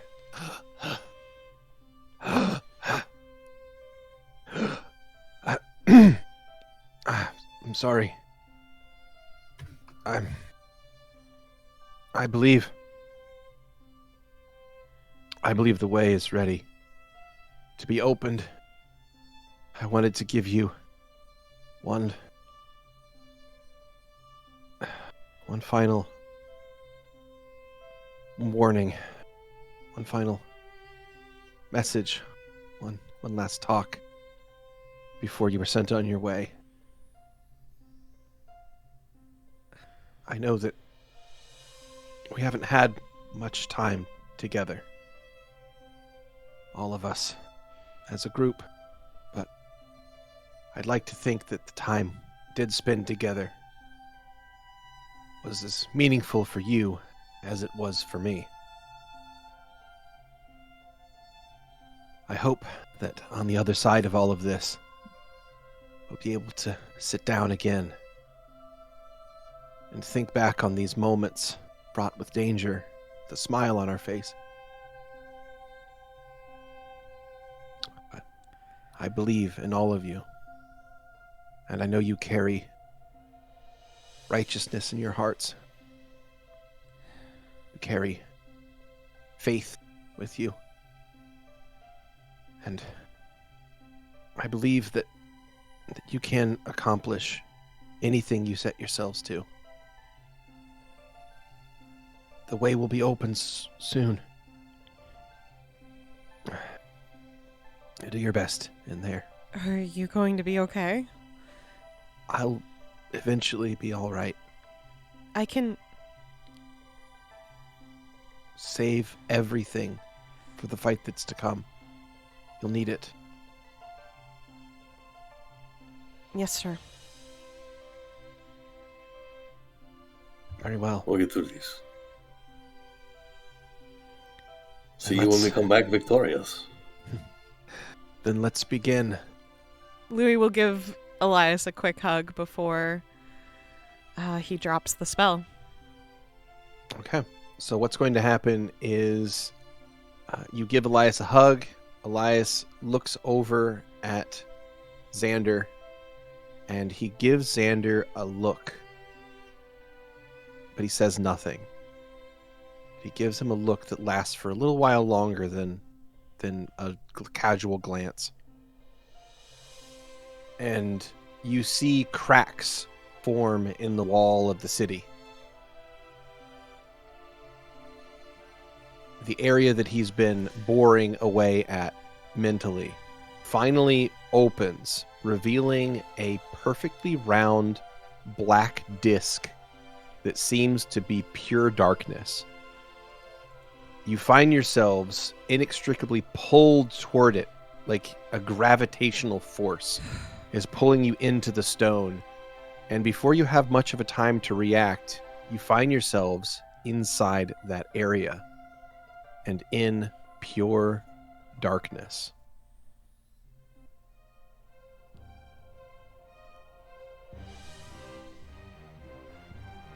You come to, all of you, the party, Louie, Stavik, Valentino, Xander, Zu'lin, Bastion, and Dawn. You find yourselves in a hallway It is hewn from solid stone. It is the same color stone as the portal stone of New Izmir, and you believe this is likely a tunnel cut through the portal stone itself. A long tunnel that goes deep under the city, deep into the city somewhere. It is otherwise featureless, but yet there is light. Though there's no source of it, everything seems to be evenly illuminated here. The way continues forward in a perfectly straight line for what looks like infinity. It goes on into a single tiny point in the far distance, for as far as the eye can see. Is there anyone else with us from the camp at all, or is it just us? It is just you guys. Of course it is. I'm kind Of of course. You turn around and look at the way behind you, and you find a black, solid wall. It is not the same color as the portal stone, but if you touch it, it is just as cold and just as solid, and it does not allow you to leave. It's almost as if the black ichor solidified, Only one way to go, I guess. like a scab over a wound. How close, if I can feel anything, any of Owen's energy, how close does it feel like in the other direction? You don't feel it at all. You can't sense Owen anywhere near you. No. What about Owen's power? I mean, it's within. Oh. It's, Mm. yeah, Mm. yeah, You carry it with you. yeah. I was thinking of the dragon, but like that's also sweet. Oh, I mean, yeah, that's here too. yeah. I mean, the dragon's here too. Don't worry.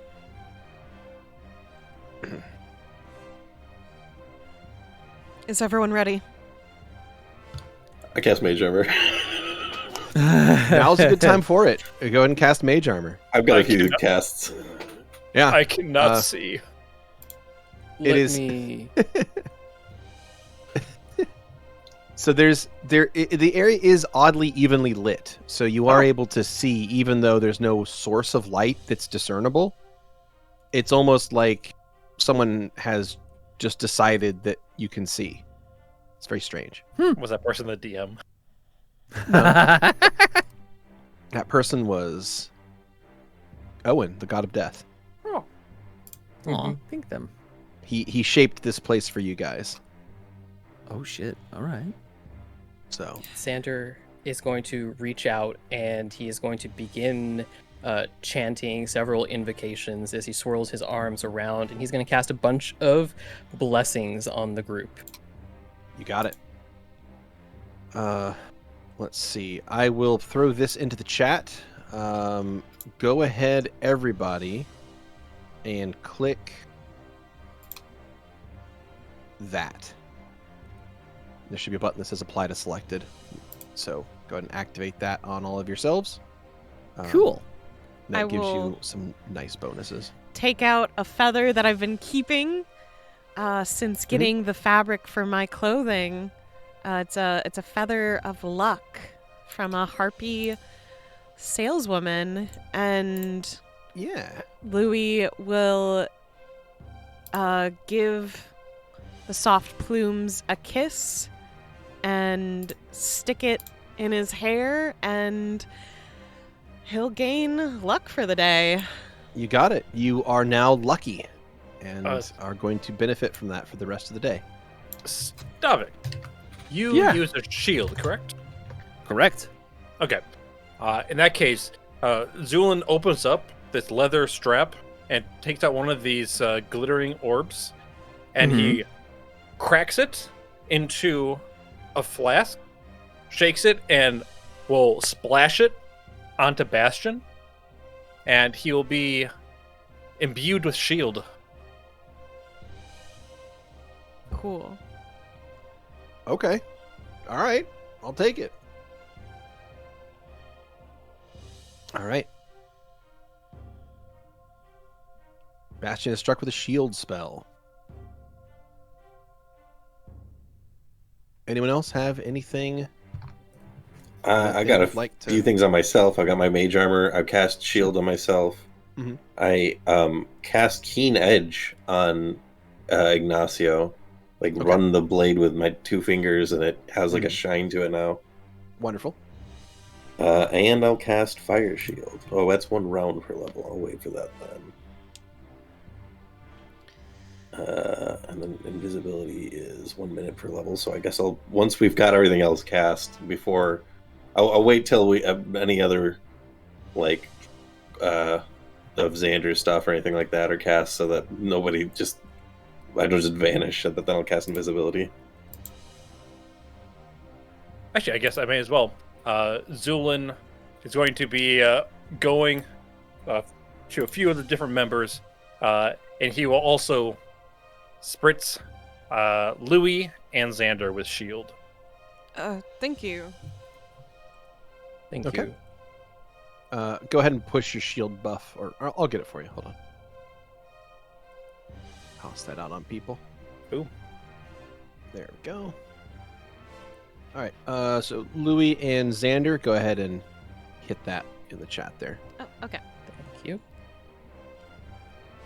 Alrighty. Well, you guys make your way, or rather, you finish buffing yourselves first.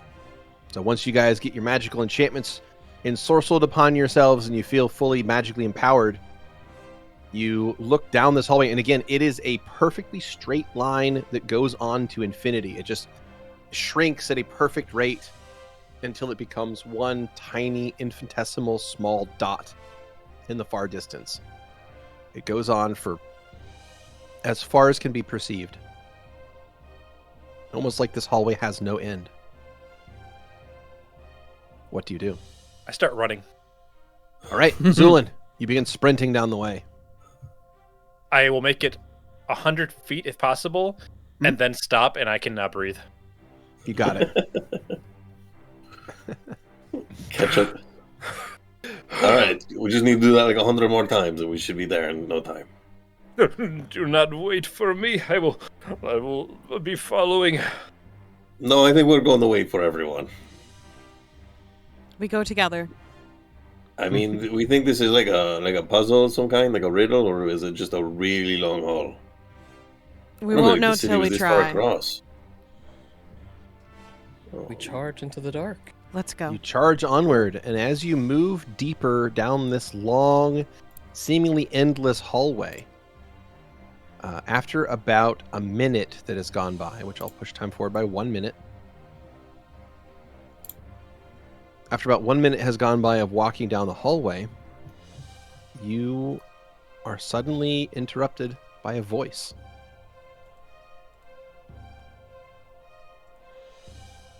Hello. It's been quite some time since I've seen all of you. I hope you're doing quite well. Better than ever. Good. Good. I wouldn't have it any other way. Now, what do I owe the pleasure of your visit? You've brought me so many new playthings. Do you want to see them?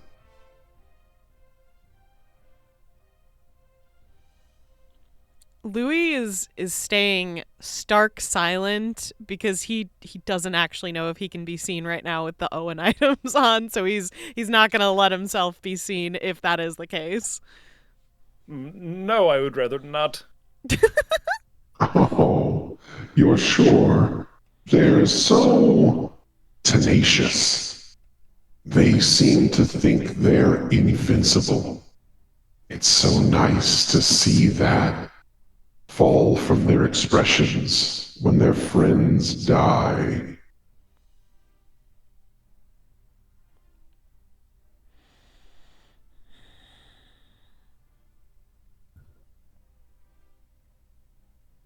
You guys hear something? So I don't really hear anything, but it's smelling like a fart in the wind. Oh, Valentino, I do enjoy you. I get that a lot, actually. Perhaps I will have use for your body once I hollow out your soul. That's a pretty useful body, but unfortunately, I'm not getting hollowed out. It's far too late for that, friend. Far too late. The walls beside you begin to fall away. This straight stone hallway that goes on forever. The walls just begin to pull away from you and reveal a wider space to your left and right. And in that wider space, you see images, partial illusions, ghostly figures of battles taking place. You can see adventurers, the people you were just camped out with overnight, the previous night, engaged in battle against horrible, twisted beings from the abyss. Multi-legged, tentacled, horrid creatures with too many eyes and not enough mouths. And they're fighting and slashing and getting trounced, I would say, by creatures from the abyss. You hear their screams, their terrified death yells, blood splatters, people are being bitten in half. It's a horror show. And the scenes play and replay around you. I must say, it was such a lovely gift. I was concerned that I wouldn't have enough soul energy to be fully born before it was too late. And then you brought me scores of delicious, delicious food. I must thank you. Once again, Louie, you have done better than I could have ever expected. Do we see anyone from the Order of the Black Rose? Yeah, there are some order paladins fighting in those scenes as well. All right. I mean, they equip themselves fairly well, but they're still outmatched. Okay. Is Dame Volusia there? You don't see her. Okay. But the scenes of battle appear as ghostly images, and they change pretty consistently. So you don't get a sense of much aside from battles taking place and people being killed.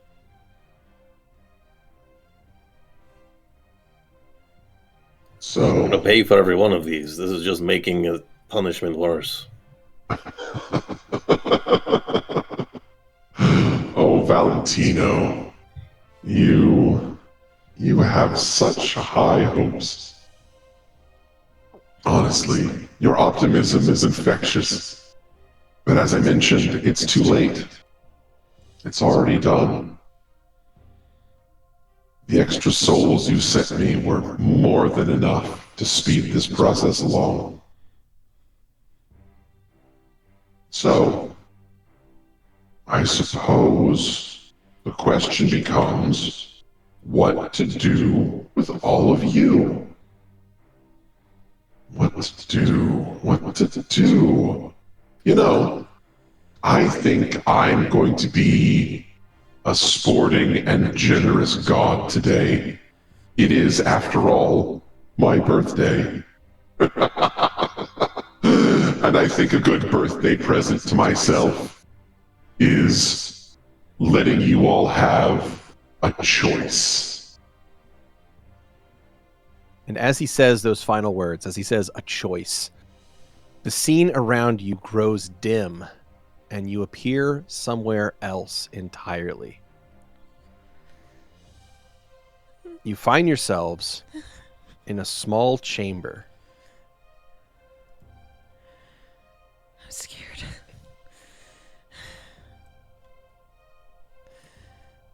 Once again, the light in here seems oddly even though there is no actual illuminating source. Everything in this room is plainly visible. The room itself is relatively small. It's about 15 feet by 10 feet with a little side corridor that goes about 10 feet further to the west. What's odd about the room is that there are a lot of doors exiting this chamber. The floors, the walls, the ceiling are all made of hewn stone, and they seem to have a greenish tinge to them. The doors all have words carved into them. The door beside Stavik says victory. The door to the west of Zu'lin says servitude. The door to the northwest says strife. The door to the north says disease. And the door to the northeast says death.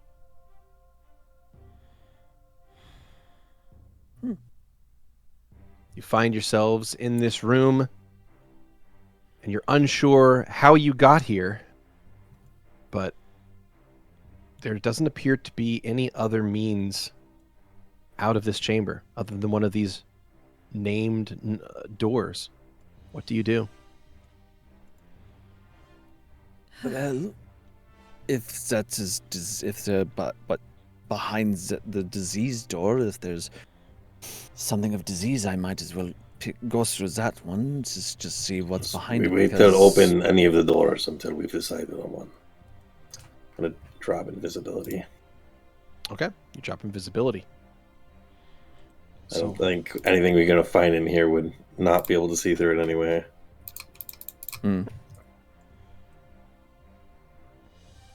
Well, I mean, should we just take the victory door? I mean, we want to win, right? That's why we're It here. does seem like the obvious choice. It's the only, but it's too obvious. We don't know who victory is for here. That said, I don't think it's...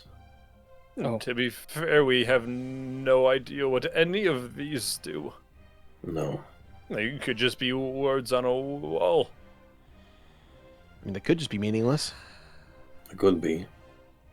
Wouldn't be much of a choice than one. Bro, you know this guy more than any of us do. What do you think we should do here? Louie is partway through concentrating on a decision and partway through a panic attack right now. Beardy, is there Yes. any way that I could almost reverse engineer my connection with Slanik to feel out the intentions of this place? Make a charisma check. Ooh, okay. Ooh, nice. This is a Damn it. force of your personality. Hero point. Oh, really? Hero point. Okay. Yeah. This All right. this could be very helpful. 21. Hey. Nice. Louie, you focus the power of your persona, and you really try to activate that connection with Slanik as best you can. It's muffled. It's really muffled. And that's because you're wearing the Calorian items. Yeah, You believe if you were to remove those, you that can would make the see him connection. actively, like, shaky hand move the amulet up. I grab his wrist.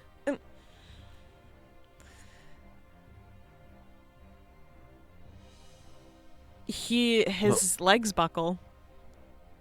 Whoa. Bastion will grab you before you fall to the floor entirely. Bro, it's all right. Let's. Do you need to do stuff to? What can I help with? How can I we help? was Let's think about this. going to try to use my own will to seek out the answer, I suppose, but I can't do it when the connection is muffled. That's all. So, I think it's Do a you good think- idea, but maybe we wait on that. We got into this mess by taking the easy road. Well, from a personal standpoint, I imagine death is defying him. It will be filled with hardships and pain, but that is exactly what happens when you defy him. I imagine victory is siding with him, to be frankly honest. Give me the Disease, same read. fairly easy, and what were the other 2 doors? So the other 2 doors were Strife, which is to the northwest, and Servitude to the west. Servitude, in a way, would also probably be siding with him. Far easier, probably the easiest to get through, but at the same time, it means we're siding with him. And Strife, I imagine, it's just another word for death, but perhaps no matter what, we could probably overcome it. Maybe a little bit easier than death, since technically doesn't have strife god energy. Sorry, probably not a good time to be joking, but And it might be a better answer. So strife may turn us against each other. That's true.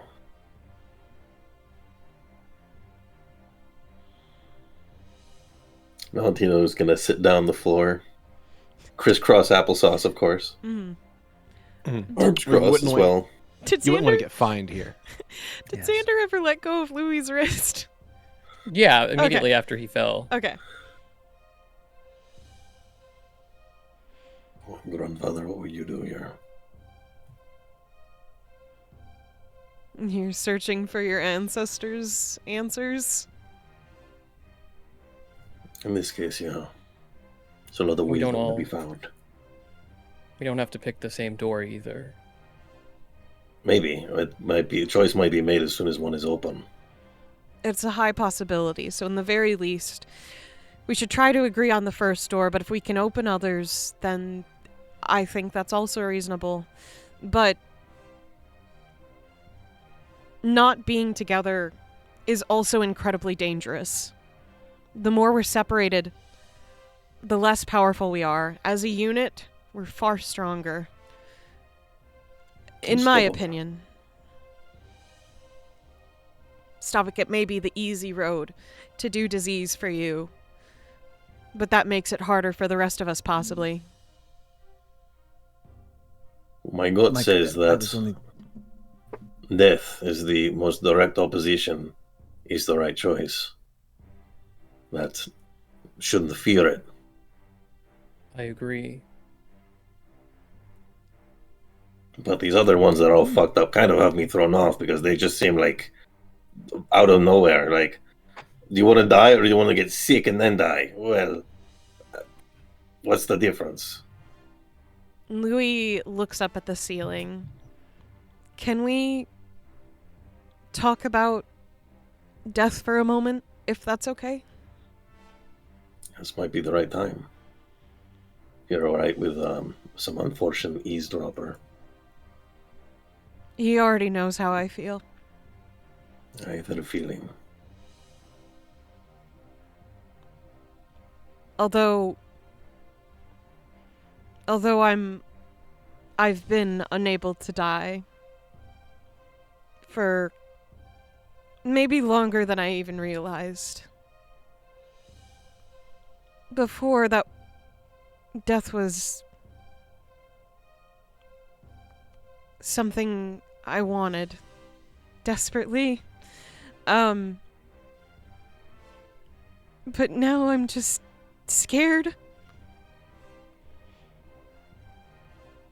I feel like everything keeps getting taken away from me.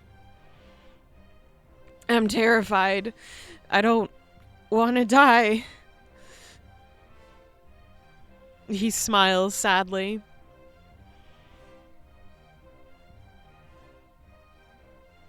It's coming sooner or later. That's the sad truth of it. But But why? not everything can be taken away from you either. It's fine if it's coming later. It's just the sooner part scares me, actually. I just wanted to live a life well lived. And look where it's gotten us. It's almost quite far. It's gotten him quite far, too. So he thinks.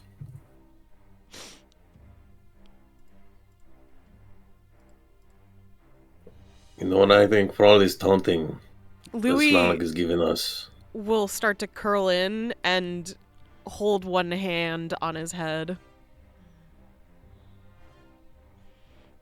Shut up. Just be quiet. I see. Doesn't have the gumption to talk to the crowd, huh? Has to bully you in private. Oh, nothing like that. No. I was just giving you the floor. That's all. Stop. Shut up. Shut up. If you'd like, I No. can let you have this little moment together. It is your last, after all. Very well. Enjoy your talk.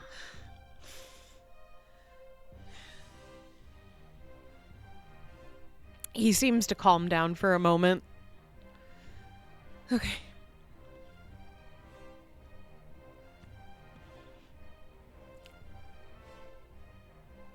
Louie, He looks up.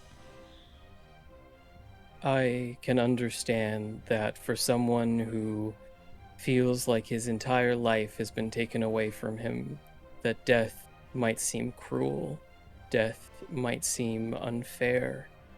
I won't say anything to contradict the feelings that you have about that. I understand in some ways what it's like to have precious things taken away from you, precious things that you feel like you deserve just as much as anybody else. And I can't tell you that this won't end in death. I can't tell you that death won't come soon, but what I can tell you is that death itself is not the enemy. Death is a friend. Death is gentle. Death is love. And if this is our last adventure together, if we go through whatever door and we are not victorious,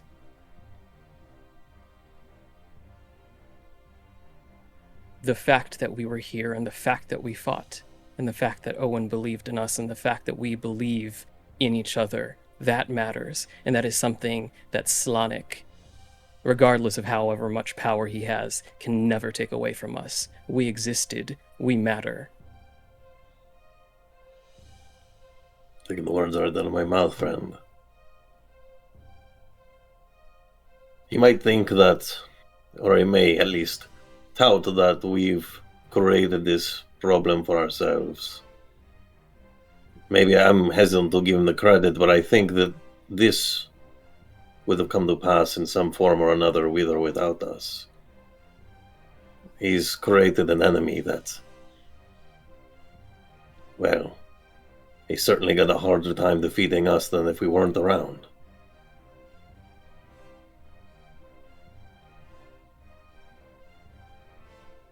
Louie nods.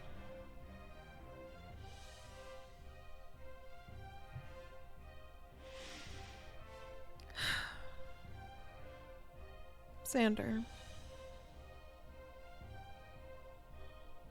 Yes, Louie.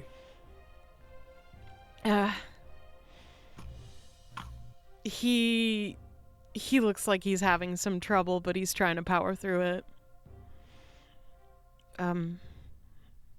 Even if you do not share such feelings as I do.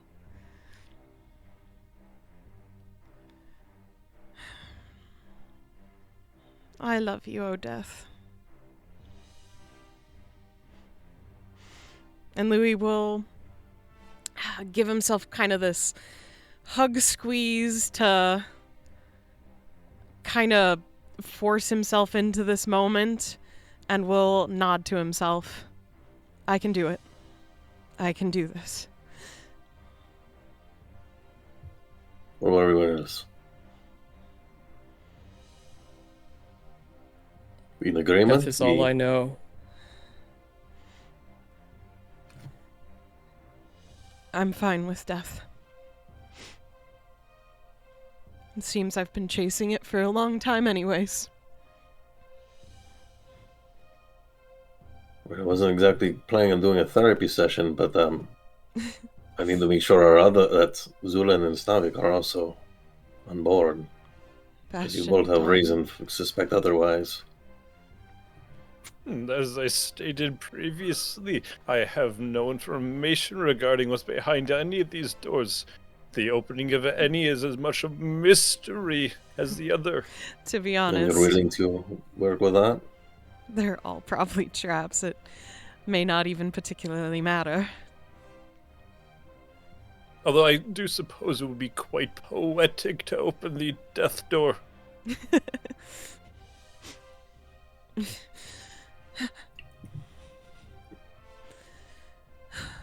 Same goes for you, Stavik. Are you ready for that? I've known life, I've known death. And you've known undeath. Yeah, you've been on every side of this thing, man.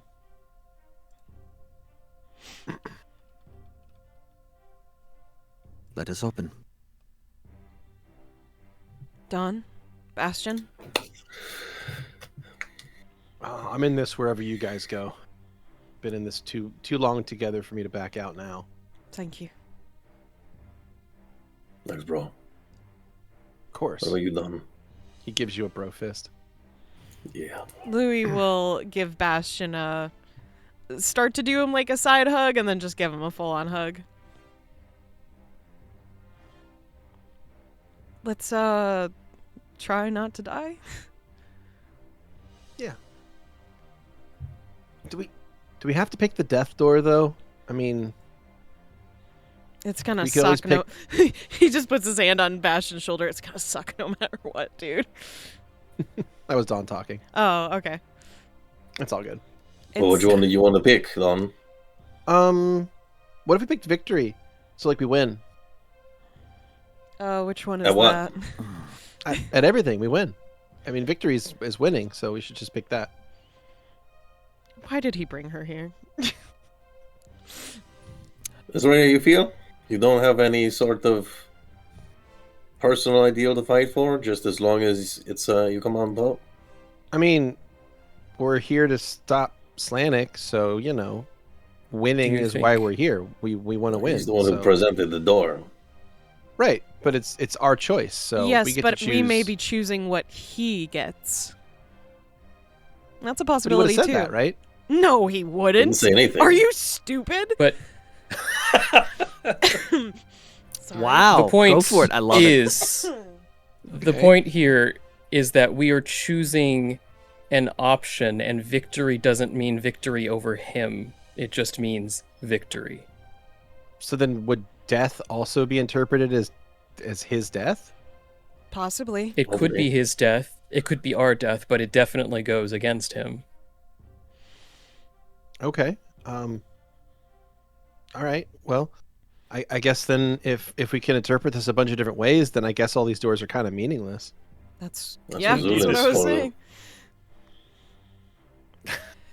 Nice job. But that's why Zu'lin. I'm posing the question as it is. You've traveled to us from time, but it's largely been because you don't have another choice. I want to make sure Oh, you have a choice. well, I What you're mean, choosing. you know, at first I traveled with you guys because I wanted to see the surface, and then I traveled with you because I thought that Stavik would make a good mate, and then I traveled with you guys after that because it was kind of all I really knew on the surface, and then I thought that maybe like I could start like maybe you know mate with Bastion or Valentino, but I don't know. I don't think that any of you would make like really good long-term partners. I do not want to put a fine point on it, but as we are debating and discussing, there are numerous individuals dying. It's true, and he's getting That's true. more energy. Fuck. Oh, he already said it was too late. I mean, know. do you think he was bluffing? Yes. Yeah, Oh, I mean, okay. I think he's bluffing you when he doesn't think he's bluffing. Well, then we should get People say moving. that about me, so I should know.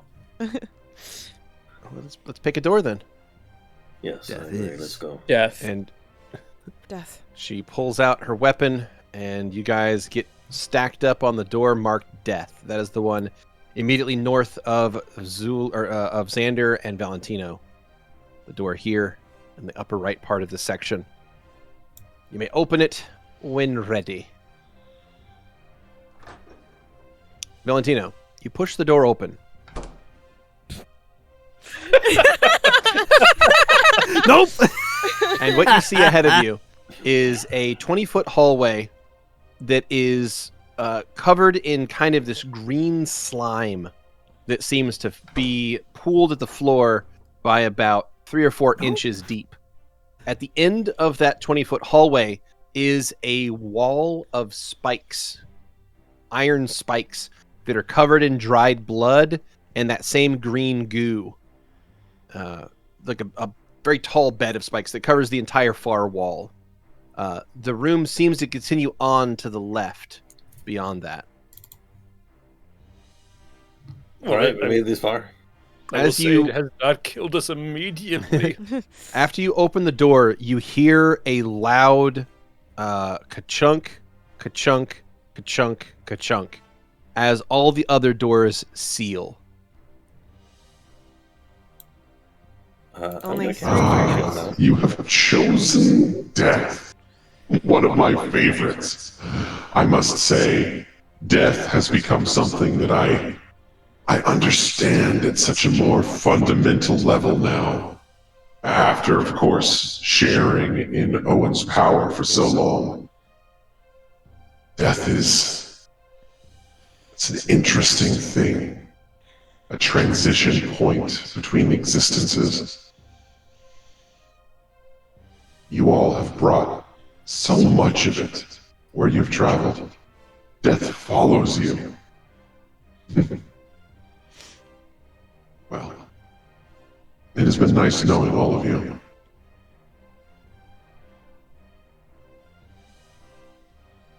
Well, at least we were right about how we could only go through one door. The way forward is death. What do you do? How funny would it be if the victory door did just have a, like we just win? Well, It's just there's the baby to stab. Louie It's like, wait, no. will actually speak up. I only heard 3 doors locking. It was ka-chunk, ka-chunk, Oh, ka-chunk. sorry. There would have been a 4th. Oh, okay. Sorry. Get that door! Ka-chunk. Damn it! No.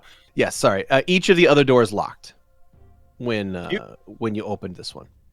Did I hear the word slime? You did. You did. You did. You heard. Woo! Yeah, Studio there's audience goes wild. studio audience is like, yeah. There is about 3 or so inches deep of a greenish slime on the floor of this room, and Excuse there me, is a pardon me. wall of spikes at the far end of that same chamber. Does anyone have any issues with me collecting a sample? No, but Caster's beyond the ready to put up some sort of barrier in case something activates when he goes in. Valentino, can you check the room from where you are really quickly just to see if you see anything that might happen once we enter it? Yeah, Yes. checking for traps. 31. All right, Valentina, you check for traps around immediately, and you do not see any mechanical mechanisms. You see no pulleys, you see no trip lines, you see no pressure plates. It's possible this But is But all you're pretty magical. sure roll there's something to this room. Yeah. That There's something about Yeah. these spikes. there's something about these spikes. Yeah. What would it be to Also- check for like magical traps? Well, normally magical traps would have some form of aura about them. But everywhere here has an aura around it. Do you want to cast Detect Magic? I will. It's a cantrip. Okay. You cast Detect Magic, and there is a strong transmutation aura in the chamber. All right. She's magic as fuck. Yeah. You will see also Zu'lin takes out a vial and fills a syringe. It's a viscous, greenish, clear substance that he injects into himself before he discards the syringe onto the floor and will walk in between Xander and Valentino. And he's not going to leave this spot, but he's going to reach in and try to collect some of this slime to see what it is. You reach your arm into the chamber and you collect some slime off the floor. You bring your arm back into this room you're standing in and you look at it, and it appears to be a semi-green, mostly transparent slime. It's rather viscous, like cold honey. Can I do an alchemical check Yes. on this? Yes. Knowledge or craft alchemy would be perfect for this.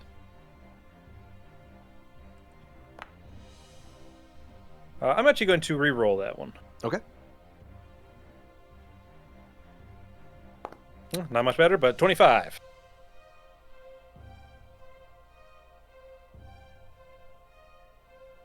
The vial seems to be mostly filled now with this strange viscous slime that you believe is incredibly tacky.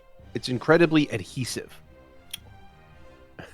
So Can't believe you used this kind of slime as dungeons. yeah. So it has lots of sticky, sappy properties to it. And if you reach like a probe down into the vial to poke at it, the probe sticks on it, and it kind of sticks to it almost like molten glass, and pulls a long distance from it. So it seems to have strong adhesive properties. No, do you see that, everybody? And he'll demonstrate for the class. Yeah. Can you freeze it? So, how much of the floor is actually coated with this shit?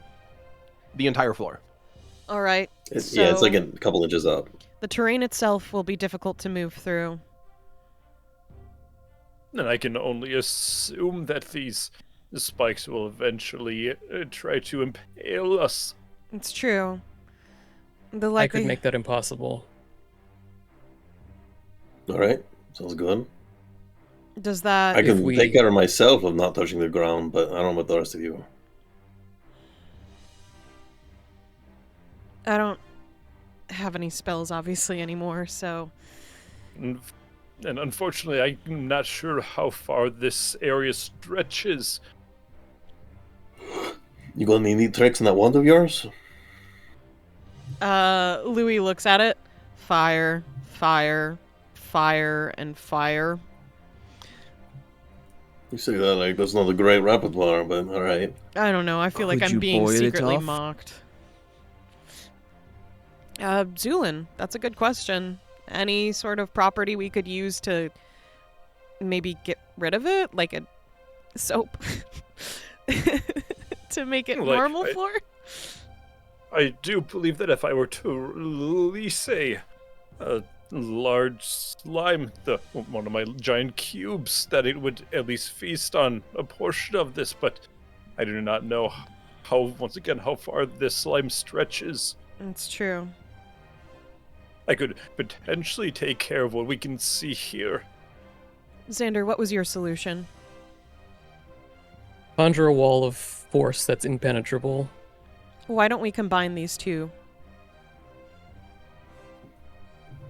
We Keep send in the mindful of our slime. resources, of course, but That's true. Xander, do you feel confident that you won't be overexerted later on if you use that? Same goes The to you, only thing Zu'lin. that I am concerned about is if there is a situation in which a wall that is relatively immovable might serve us better in the future. I don't want to necessarily use it right out of the gate. It's fair. right. Shall we start with Zu'lin's plan then and see what we might need? Sounds All good right. to me. Zu'lin, you're up. Understood. I would like to mention beforehand, though, that if someone is able to make it partially through, that they could throw it further, thus allowing for more slime consumption, but that's only if they believe they are able. How is the ceiling? I assume it's perfectly smooth, but The ceiling of the chamber you're currently in, Mhm. it's much the same as the floor. It looks like it's made of fitted together heavy stone. But Okay. does it have the slime goo on it? There is no slime goo in your room.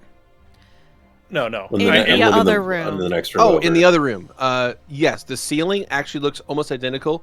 It looks like there's a layer of slime on the ceiling that's also about 3 inches thick. Is it on the walls too?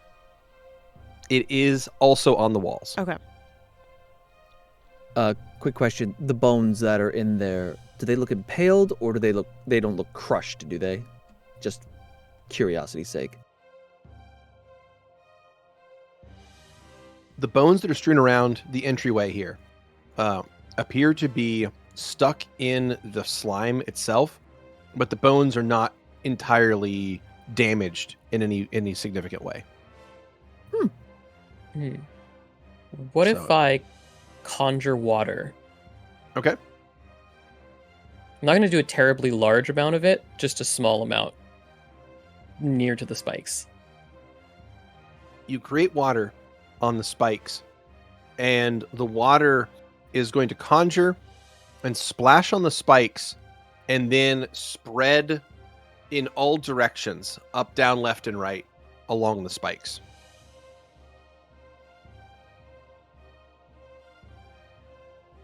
Huh. Hmm.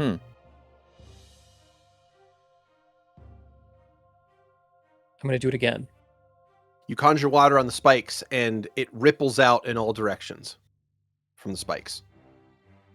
Again, up, down, left, and right as it sort of splashes against and goes out in a ring along the spikes. Does it fall down eventually, or No.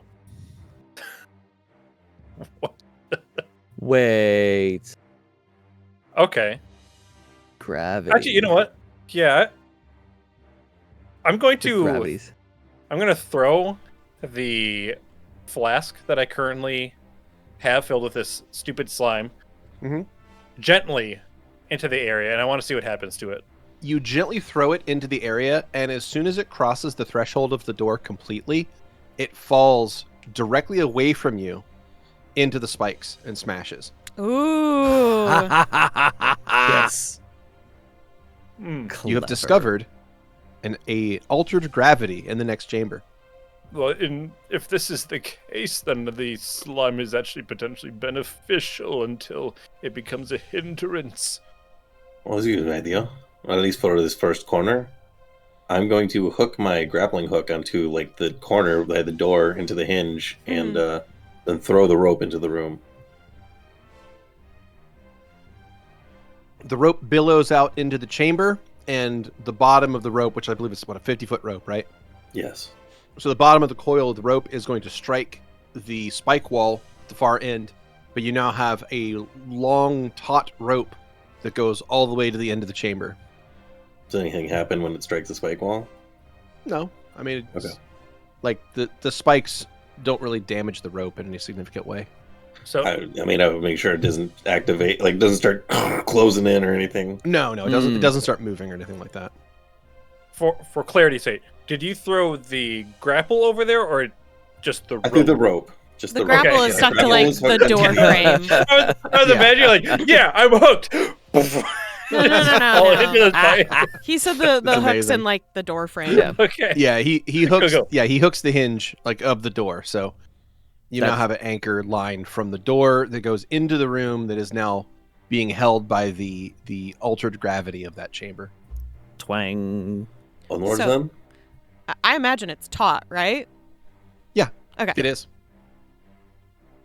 Onwards. Yeah, I'll start. I'll take the plunge and climb onto it. Try to rappel onto the wall. The non-sticky. Where are the walls sticky? Or is it just the floor and ceiling? You It's never all checked. of it. All walls. We did. Okay. We It's literally all, asked it's all you. covered in goo. Yeah. Yeah. It's all covered in goo. Yeah. Oh, it's all covered in goo. Okay. But you checked the floor slime, which was sticky. Yeah. The wall slime could be super slippery Could to be. encourage you to fall. Or tasty. Ooh. Check it now, I guess. Yeah, How do you want to check it? Zu'lin? I mean, okay, well, yeah, we can do that. Zu'lin, check the walls That'd be too. good. Describe what you do. Can someone please hold on to me? Yeah. Louie will use I one hold arm on to to you. anchor his leg. Grab your coattail. Okay, Zu'lin will wait for at least 3 people to grab hold of his cloak. Oh, sure, fine. I got I you. don't think I'm enough. And then Okay, I'm going to grab a sample from the walls. With your hand or with a vial? How do you With a wanna do vial. that? With a vial, okay. So you do the same thing you did before, this time with the wall, and you sink the vial in and you get a sample out, and then you, lean back into the room you're in and then test it? Yes. Okay. You take a probe out, does the same thing, grabs onto the probe, super sticky, like molten glass. Notice that the weird effect only started inside the room, so there is a chance that the properties of the room itself may be different when you're inside the room compared to outside. It's likely. The whole room I is will- filled with transmutation magic. I will lean back in and do the same test in this vial. It is suddenly much more thin and slippery inside the room. A piece of shit. Mhm. Ah, You got me? What? Trixie! You Yeah, got me in a tricky. box, Told guys. you. You did great. You did great. Ah. Yep. Shane, have a hero point. Oh, thank you. Clever, clever. All right. I mean, that's what I would do. Try to avoid all surfaces as possible. I'm not sure once you get to the end of that rope, Valentino, how long the room will be or even how we'll get through that hallway period. But what should be I'll our... keep you posted. Okay. Just be as careful as possible, okay? Yeah. Do you want to put another rope on his belt just in case if it's heavier gravity in there? Sure. Does anyone And- have another rope? Unfortunately, the rope I have is on my alchemical station.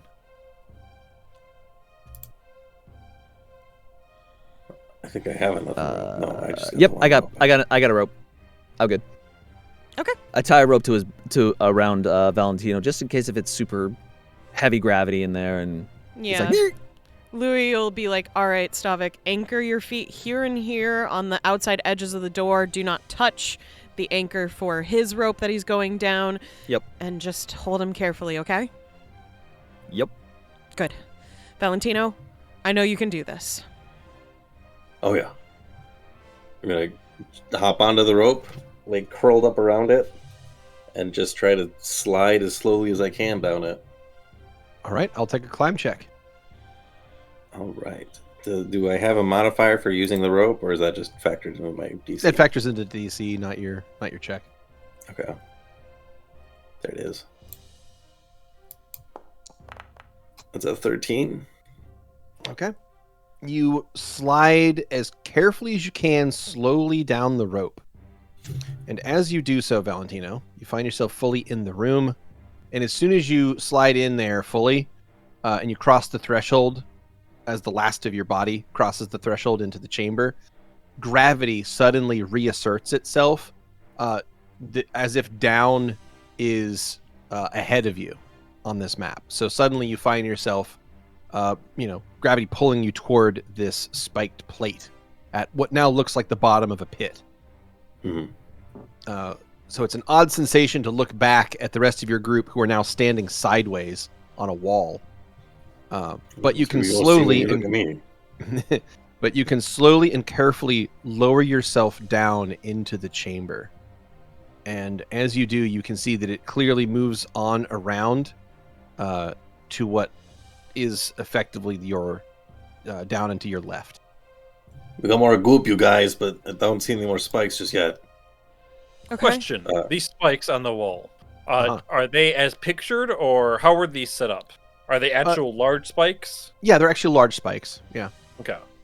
and they are covered in like dried blood stains. And there's also So you- bits of bone and whatnot skewered on them as well. So you could potentially step between them. Carefully. You could try. Yeah.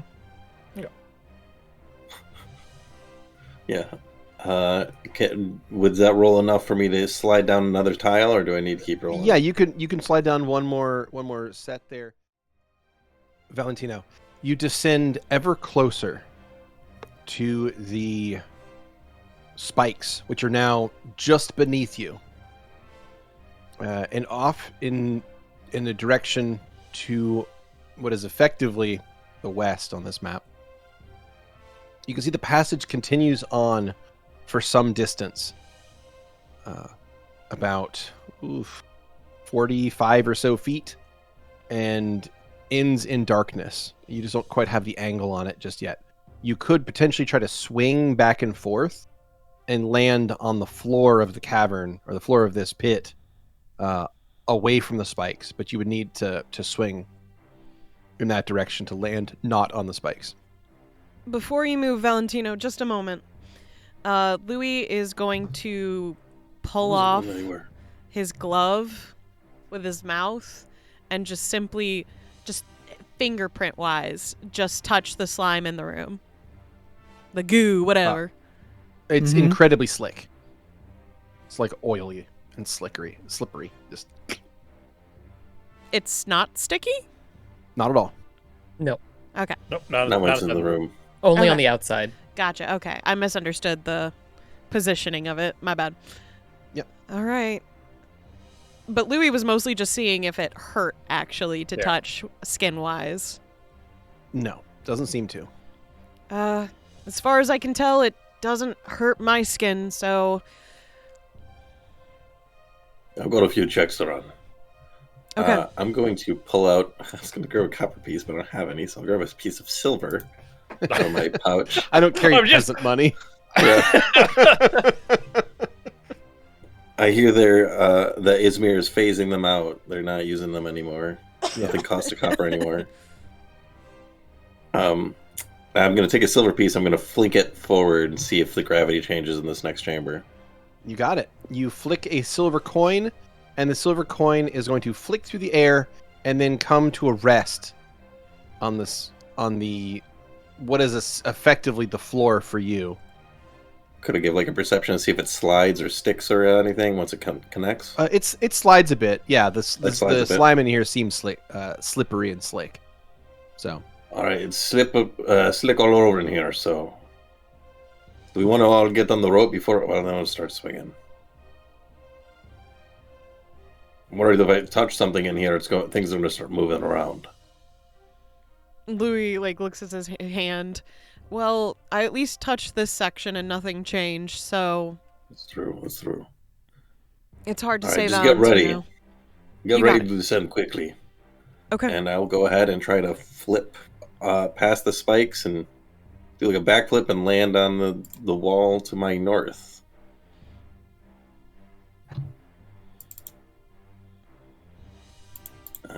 okay. Would be an acrobatics check to swing back and forth on the line you're on and try and launch yourself past the spikes. I was only a 31. Valentino's Only a a little 31. nervous right now. You got it. Do you want to describe how you fling yourself through the air? Sure, he kicks his legs back, and then when he kicks forward, his whole body just becomes spherical, fucking Sonic the Hedgehog style. Mhm. And he does a little bloop and lands just past the spikes. Well, we'll get to the landing here in a moment. Well, he So- attempts to land. He swings Yeah. to that You- direction. Yeah, you swing in that direction, and you do so beautifully. What's going to happen, however, is as soon as you let go of that rope and swing on into the next area here to what is effectively the west, something is going to change, and that is the wall of the spike set that's on the northern end of the wall there. They're going to just sort of lock on your position, and they're just going to be beneath you. Well, So, alrighty Did I then. land on them? You land directly on them, correct? So they move basically immediately to the west. So they reposition themselves to be right under you, as you sail through the air. Does that mean the other one, they move out of the way for everyone else? Correct. Yes, they do. All right. You notice this with only a moment, an instant to react. But gravity is pulling you closer to this wall of spikes. What do you do about it? Well, I'd like to try and catch my feet so that I got them like at angles between the spikes, and just see if I can land on it without getting pierced. It's going to be a reflex save to do so. Okay. Here goes nothing. That's the nat one, baby. I'm gonna use a hair point. You got I'm it. running low, but I don't want to know what happens here. Uh-huh. That's a 23. Hey. 23. Okay. Well, you do your best. Let's see. Yeah. You do your best to land on this spike trap in a way that is less damaging to you. And you will. You will land on this spike trap in a way that is less damaging to you. Instead of taking a bunch of spike damage, you're only going to take a little bit of spike damage. And when I say a little bit, I mean actually a little bit. Only about 6 points of damage. As you land carefully on the spike pit. Now, as soon as you land carefully on the pit, what it's going to do is the entire thing is going to shift itself back to the east side of the room. I see. Hey, The Louie. rope, Yeah. the rope still dangles here in the middle of this hall. I know he already knows, but can you tell Slanik he's a cunt? He can hear you. Cool, you're a cunt, man. Fuck you.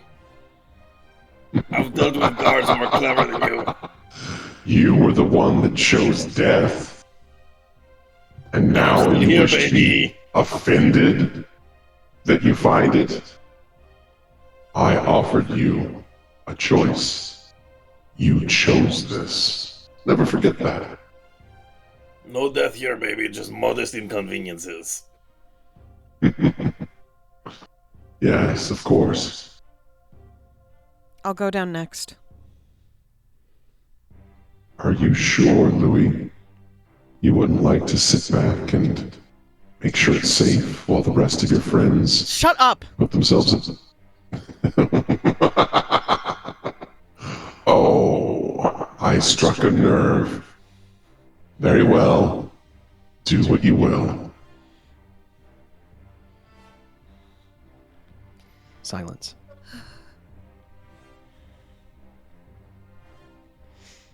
Louie will pull up the rope that I assume Valentino untied himself from. Yeah. Yeah, I he was mean, never tied to. he was never tied to it. Oh, okay. Then Louie will sidle down the rope next. Okay. I'll take a climb check to gently lower yourself down the rope. 21. You succeed, and you slowly and carefully move yourself into the chamber, and as soon as you get past the entryway, gravity asserts itself in a different direction, and suddenly you are at the top of a pit. Beneath you is a spike wall, where Valentino is carefully standing amidst the spikes. Yeah, you you said saw these were before- large spikes? They're pretty large spikes, yeah. Valentino's got himself in a position where he fit between them. But even then, he still got like a little bit of a scrape on him when he did so. Yeah, Louie would like to actually just lower himself so that he can fit in between Yeah. the spikes. Of course. And he will do that. And he'll be, I think, kind of cautious to see if it tries to adjust to like a pointy Bracing one right myself. under him. Yeah, to catch you with Yeah. itself. Sure. Yeah. So you try to move incredibly slowly and carefully. Mm-hmm. I will take one more climb check to Okay. lower yourself the last few feet carefully. Another 21. Hey. You successfully land on the plate of spikes without hurting yourself. Okay. You're now standing at the bottom of the room. You know, although it might squish us at the end of this hall, it would be interesting if I just took a step next to this section and it just moved us on over. Yeah. It just I was slid us thinking the same over. thing. I But don't think I'm getting that silver back. no, I can give you a silver Valentino if you... No, I don't want it that bad. I just thought I was going to pick it up in a second. Yeah, are you okay? Wow. Oh, you know what? Actually, I'll cast Mage Hand. You cast Mage Hand, and the Mage Hand floats over and picks up the silver piece and returns it to you. Wow. Valentino going for silver and not gold. Cringe. It's what I tossed. Well, I keep all the medals, baby. we could... He would have picked up the copper had he thrown a copper. That's what you have to remember here. We can probably ride or move this thing over to the... there's a door at the end of this hallway. We can probably do that if we all come down carefully. Me and Valentino can help everyone assess their bodies so that they're not getting poked. I shall Oh. come down next. Okay, be careful. He's 19. All right. Xander, you make your way into the room, and you successfully deal with the changing of gravity, and you find yourself now at the top of a pit. You can lower yourself down carefully, and when you get to the bottom, I'll take one more climb check, and Louie and Valentino, you can both roll an assist on this. Yeah, is the assist climb? Happily. No, your assist can be whatever you think it should be in your case. So, I'll do reflex, I guess. okay. Ooh, Yeah, that would make 16. the most sense to me. Okay, you got it. 22. So, Louie and Valentino are both going to give you a +4, Xander. So go ahead with another climb check. You get a +4 on this one because of their aid Excellent. as they do their best. Xander. I'm going to. I'm going to. Your choice, bro. Yeah, I'll re-roll this. Okay. Okay. Let's try that again.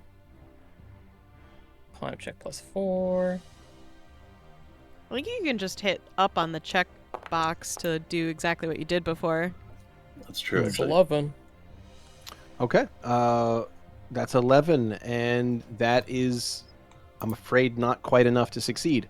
So what's going to happen is as Xander tries to lower himself onto the platform with you guys, he lets himself go a little too early, Mm-hmm.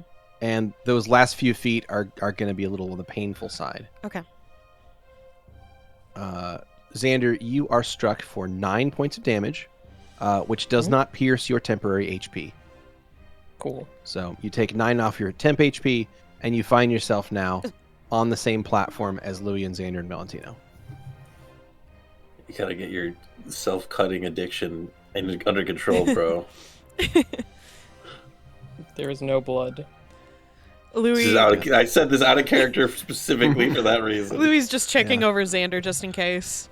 Okay. You can see, like, you saw where Xander struck the tips of some of these spikes, but where the spikes ran across his skin, rather than ripping it open and causing bleeding wounds, there was sort of a shimmering effect as they went through him and phased through him in such a way that leave a bit of a warbling light that fades back into obscurity on his body, but leaving no wound.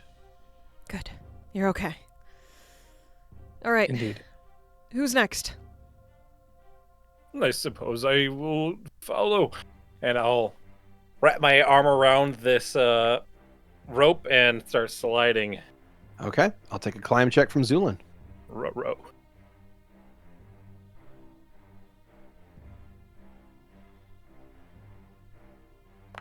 That's going to be a 6. Zu'lin, you try to lower yourself down, Oh. and you very quickly, when gravity shifts in the room, you lose your grip on the rope, and you're going to fall 20 feet into these spikes. Oh, try to catch him. The real bad part is there are 3 people at the bottom of this that you can also run into, that you can cause them to also fall into the spikes. So it's a bad situation now for everybody down there. Yeah. So I will give you guys some options. Not Zu'lin. Zu'lin, you're gonna fall. But those of you who are standing on this spike platform, you can either try to brace Zu'lin's fall, taking damage yourself, but potentially lowering the damage that Zu'lin's going to take. So putting yourself between him and the spikes, basically. Or you can try to get out of the way, which therefore you would not take any additional damage from this, but it would leave Zu'lin to take the full damage from the spike fall. Does bracing mitigate the total damage, or is it just splitting it? You're not sure, but you're probably going to be splitting it amongst yourselves. I mean, I'm gonna try and catch him in such a way that it will mitigate it. But yeah, I'll go for bracing. Same. So you're going to go to aid, okay, and then the same for Xander. You said, okay. Xander will kind of like put his body over the portion of the spikes that Zu'lin would fall on. Right. Or you guys, this could be our chance. Zu'lin could just, and we'd be like, I whoops. did Oh, no. think about it. I'm not gonna lie. You could all just lean out of the way and just let him I was him like, land on these. no, he's too valuable to like kill right now. We gotta face an important thing. We Lesser lost of two it. All right, now evils. that the real threat is out of the way, let's get the little baby over with. Now we can go kill the baby god. Yeah. Okay, so that's assisting from Valentino and assisting from Xander. What is And Louie Louie. doing? Yeah, I already said yes Okay. to Louie. I didn't catch it, is all. Okay, in that case, the 3 of you all lean in to try and break Zu'lin's fall and prevent what could very potentially be a fatal fall here for the Alchemist. I'm going to take a reflex save from Louie, Xander, Valentino, and Zu'lin. 22. Reflexes for everyone. Got it. Also 14 9. for me. Woo! 29! Nice. Hey. What the fuck? What? Oh, Zu'lin got a 29. That's nice. Yes. He's good. It's the lack of bones. It is the lack of bones. Then that means that Stavik is screwed, man. He also all doesn't really bones. have much to pierce, so No, I was thinking that, but he is all bones. All fragile bones, too. All right. What's the result? So the result is, Louie, your 22 will succeed. So you're able to brace the fall. You take a little bit of the damage that Zu'lin would have taken, and you prevent some of the damage that Zu'lin would have taken. Mm-hmm. Valentino, you will fail, and you will take some of the damage as well, but you won't mitigate as much from Zu'lin. Let's see. Xander Zu'lin, failed. you will roll a 29 on yours. Excellent reflex save. And you will mitigate a bunch of the falling damage yourself, which is the most important save, actually, because you're the one that has the most damage attached to it. And then Xander, I'm afraid you are also going to fail the check, same as Valentino. And the damage that I'm going to roll out is going to be Zu'lin. When you land, initially, your shot, with everyone else helping you here, is going to be 20 points of damage. That's initial. There's more to come.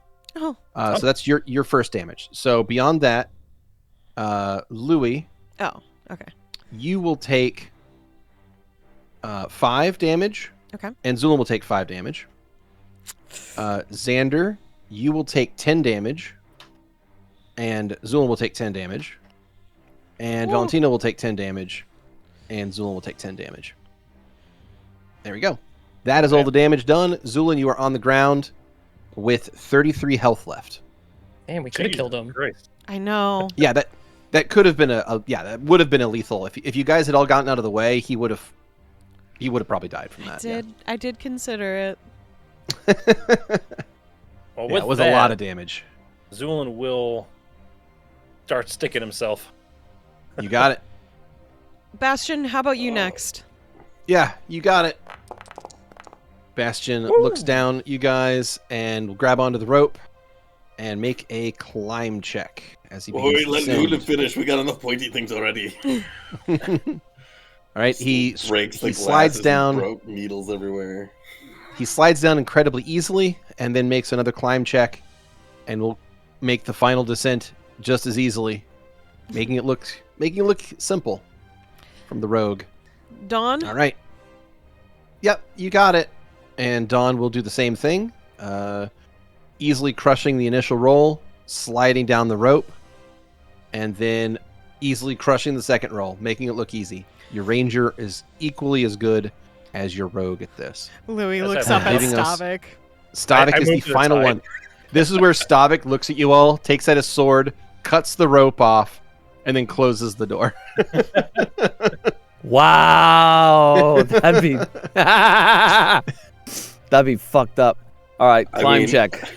I did have the thought of Zu'lin was going last, and this is the part where he does the 12 bombs and just drops it down the hole. Just drops one bomb after another, yeah. 16. Okay. 16 will pass. You slide into the room, and gravity shifts, so where now you're at the top of a pit, and all of your companions are there at the bottom, standing on a plate of spikes. Oh, You slide yourself down carefully. Give me one more climb check to try and land safely. Oh God. All right. You got this. Go. You don't 9. got this. We're gonna use a hero point. Yeah, you Okay, go use ahead and your hero point own that. hero points, because apparently you have a lot of those. You've been saving up? You've been holding out on us? What do you got in there? A 13. I'm just remembering our tests from the 4. guild.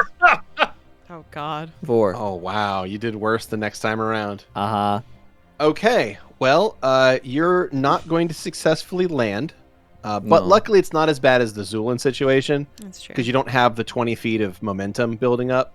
Mm. Or So it's flesh. going And to... there's plenty of bodies to land on. And you don't have a lot of flesh. So the question is, of the party members, who is going to lean in and try to save Stavik, and who is going to lean away and prevent the damage?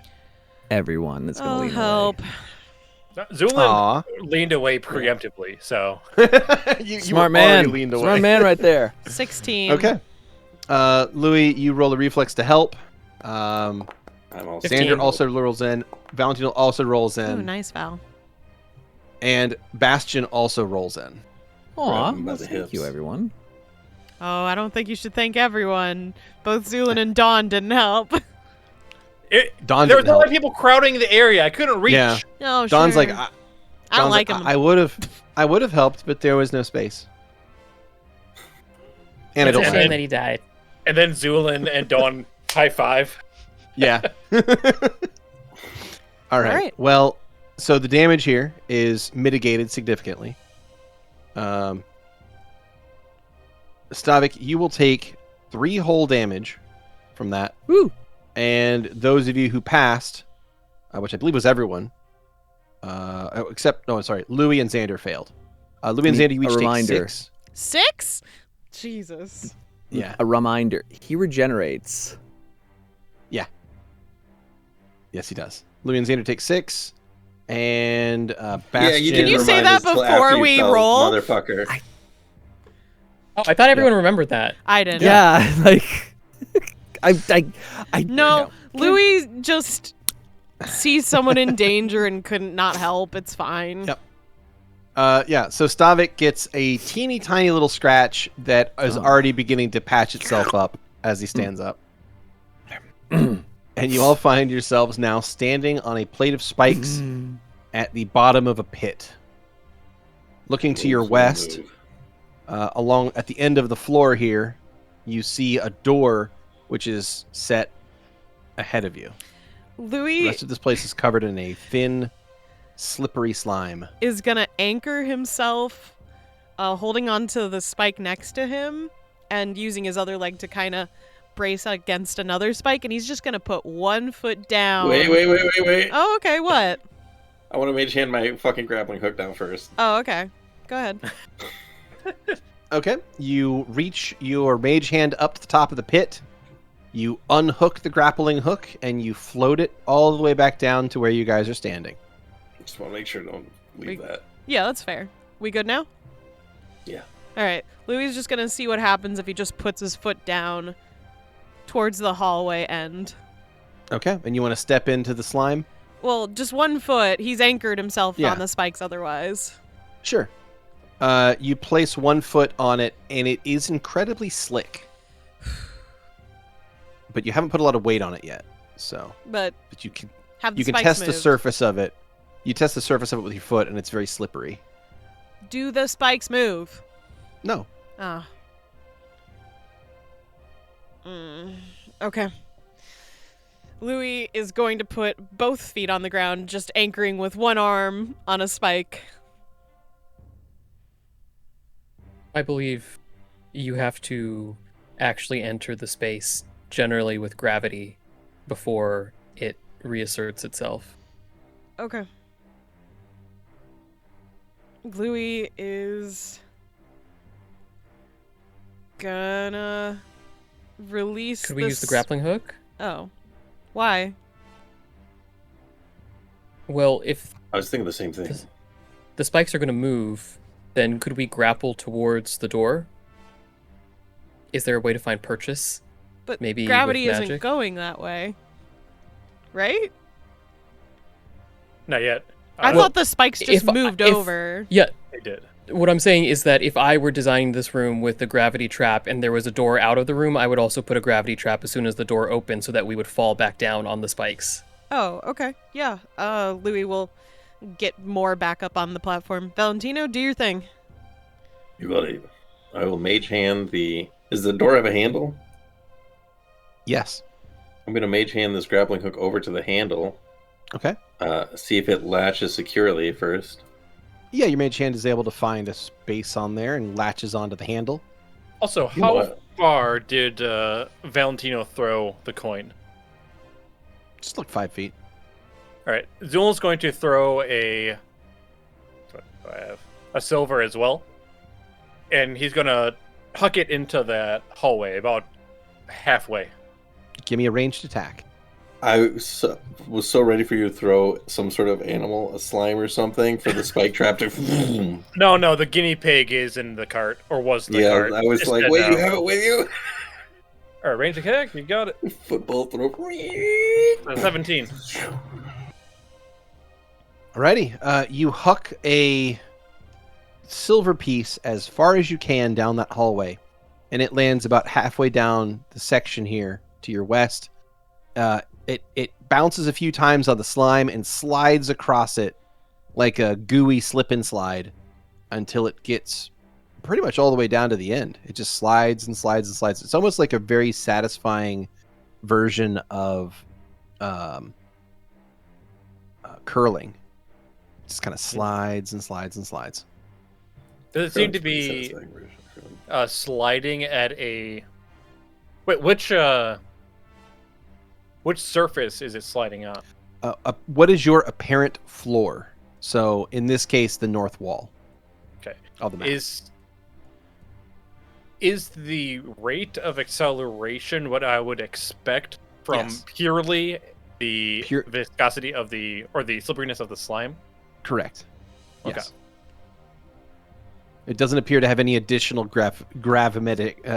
gravitic effect that you can notice, more than what you're already under. And I assume the Sorry. rope doesn't go taut, it just stays on Correct. our ground, just our stays new on your- ground. On your new floor. Correct. Yeah. All right, I've got an idea. I'm gonna try a few. So first, I'm gonna use mage hand then to open the door if I can. Okay, you use mage hand, and you try to open the door. It does not turn. The handle does not open. Okay, It appears to be locked. just gonna have to be quick. All right, I've got an idea. I'm gonna stand. I'm gonna hold on to these, one of these spikes. Then I'm gonna put my feet both planted on the ground, and see if that's enough to get it moving. I already did that. Well, you had 1 foot down, but no, like I if a said person's I whole put way. 2 feet down. Oh, you did? Yeah, nothing happened. Nothing happened, so we can just walk off. Okay. You good? Val, you're probably the best at this. If it starts to move, you can probably just flip back into us if need be. So, All are right. you okay with that? Yeah, Okay. I got this. I know. All right. Well, Valentino, you make your way off the platform and step down onto the floor of this room, which is incredibly slippery. In order to walk on this, you're going to need to make an acrobatics check.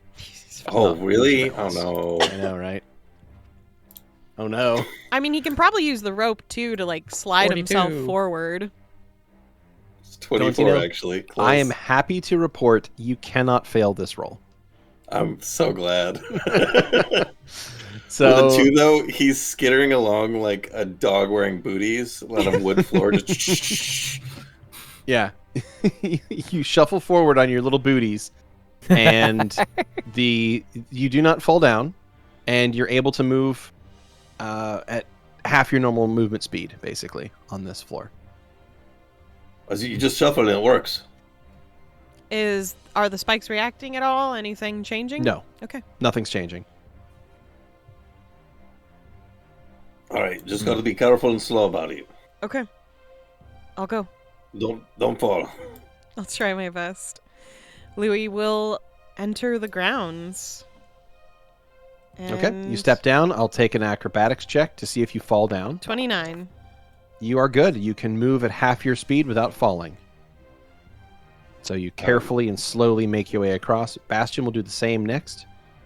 Making Is the acrobatics. rope able to give people a bonus of some kind to Yeah, so like they can, hold like- themselves? Yeah, you can sort of use it as a guide rope. Yeah. Thank you. And- I was and gonna kind of- say if you plant your feet, Stavik. yeah, because you can basically plant your feet on the slime and then use the guide rope to like literally like pull yourself across without having to take any steps. Perfect. So, yeah, Bastion slides across as well, and that leaves us with Stavik, Xander, Zu'lin, and Dawn still on the spike plate. Xander, That's you a step 1. off. I'm afraid when you step off, you are going to your sandal. You can wear sandals, right? I'm not crazy. He's got boots. Boots. Fuck. I'm sorry. When your boot hits the floor, I thought it was sandals. I'm sorry.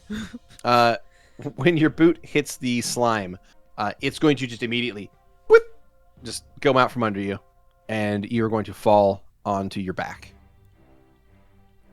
You okay? Yes. I get up. Take You the get up. rope. I'll take another acrobatics check to try and right yourself. You could just stay on the floor. Just pull yourself along. That's an Indeed, 8. but I would make sure that you try to wash it off before you enter another room. Yeah, you know, you sort of had like this slick slime Sticking all over your after back. this room. But you I'll can. just have... Oh, continue. No, after you, please. I'll just have Valentino prestidigitation me. Sounds good. I think Yeah, we'll do all that. need prestidigitation after this. Okay. An 8, I'm afraid, is not enough to be able to stand successfully. It's like watching someone learning how to skate. Yeah. Bastion, Yeah. you help Bastion Valentino will- with the floor. I've got Xander. Come on. Lou, you make your way back over there, and you can give Xander a +2 for assisting. So, Xander, you can roll again with a +2 modifier. There we go. That is 18. Louis helps you to your feet, and the two of you can slide yourselves to the end of the hallway. It's like ice skating, to be honest. I've never been ice skating. Oh, I love doing that in the winter, to be honest. I was quite good at it for a little while. Doesn't really get cold enough in most of Burgos for that. I suppose not. But it gets very cold in the winter where I'm from, so ice skating. Right. Xander, you can slide yourself to the western side of this area as well. And that leaves us with Dawn, Zu'lin, and Stavik left on the platform. Zu'lin is going to take his hat off, sit down, and he's going to nail into the hat and pull himself in. Basically making a little sled for myself. Oh, okay. Okay. You sit in your own hat, and you pull yourself across the floor. That will work. So you make your way across in a seated position over into the hallway. Stavik and Dawn, you're the only two left. Dawn's going to look at this like it's the easiest thing in the world. and she's going to step on it, and she rolls a 2 and falls on her butt. She lets out a string of curses, stands up, succeeds on the second attempt, and makes her way to the end. Stavik, what do? Oh boy. She knew none of those words before we met her. It's true. 15? Success. Stavik, Huzzah. you make your way to the west and are successful.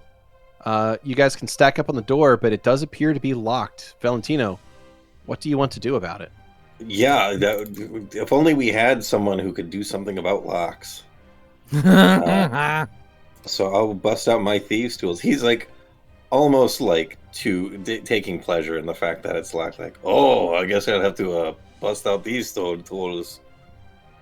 And that is a disabled device, correct? It is a disabled device. You want to pick the lock, yes. I would like to try and pick the lock. Wonderful. That is a Valentino. 33. Oh, such a great roll.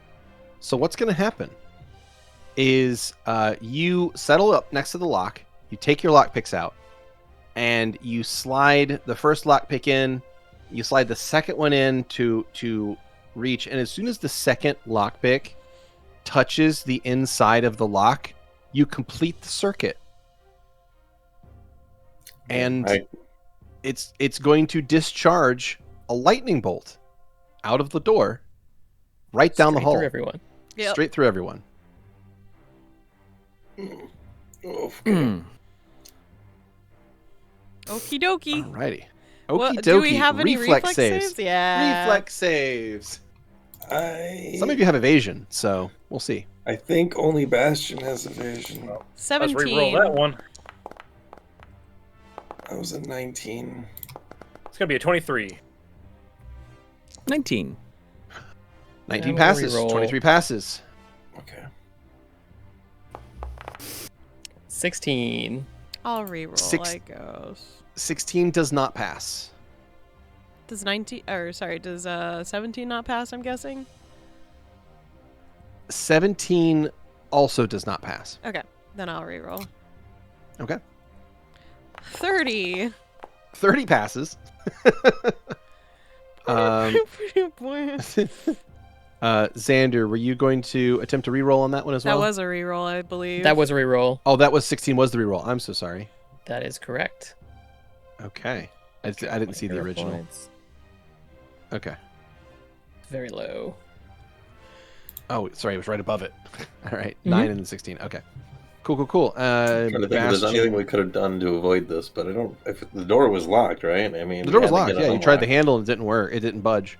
I guess, Uh, checking it, but I don't know. It doesn't matter at this point. Well, I'm like, if we checked it and we saw that, what would we have done differently? I don't know. Does anyone have disable or dispel magic as a spell? Yep, Not anymore. I Oh, do. Yeah. You do? I didn't know that actually. Okay. Yep. Keep that in mind Alrighty. then. So that is going to be a goodly amount of electrical damage that's going to come out of that lightning bolt. Badly amount. A hefty amount, yeah, a goodly amount. So let's see. Bastion saves and has evasion, so he takes no damage. Does anyone in the party have electricity resistance? No. I don't believe Not so. at the moment. Nope. Okay. You tell me. And that... All right, let me look. Zu'lin? Hold on, I need to make a real quick check. No. Change to my character. Oh, wait. Okay, so those of you who actually failed, Xander actually failed that. I think Xander's the only person that failed that roll. Yes, Xander's the only person that failed that roll. So, Xander, you are going to take full damage, which in this case is going to be 50. Oh my god. Everyone else is going to take 25, except for Bastion, who takes none because he has evasion. Good news, everyone. Crunch. I'm not just dead. Yeah. Valentino is at 4 hit points. Jesus. The lightning bolt goes off, zaps everybody, burns all of you quite badly as the electricity zaps through the party. And at the very end of that, you hear a click as the door unlocks. Got it. He says as a puff of steam, like You smoke turn comes out of his around, and just everyone is just. Everyone's got their incinerated. fucking hair pointed out until singed, just like fucking Home Alone. 14 hit points to everybody. I have added that to the party, except for Stavik, but Stavik has regeneration, so he'll be fine. I'll Give it a do little bit of time. another- All right, second one goes off. There is 15 more to the living. Sorry about that. Still, It's all good. I think we're kind of in a torture chamber no matter what, Valentino. It's okay. Yep. I didn't say anything. I was like, wait, of course it's okay. What else would we have done? I was just saying it's okay. I know. I know. We're just promising that we are not angry at you, friend. Well, right. That was a given. I thought.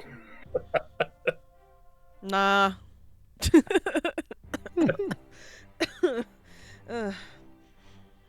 Shall we continue, everyone?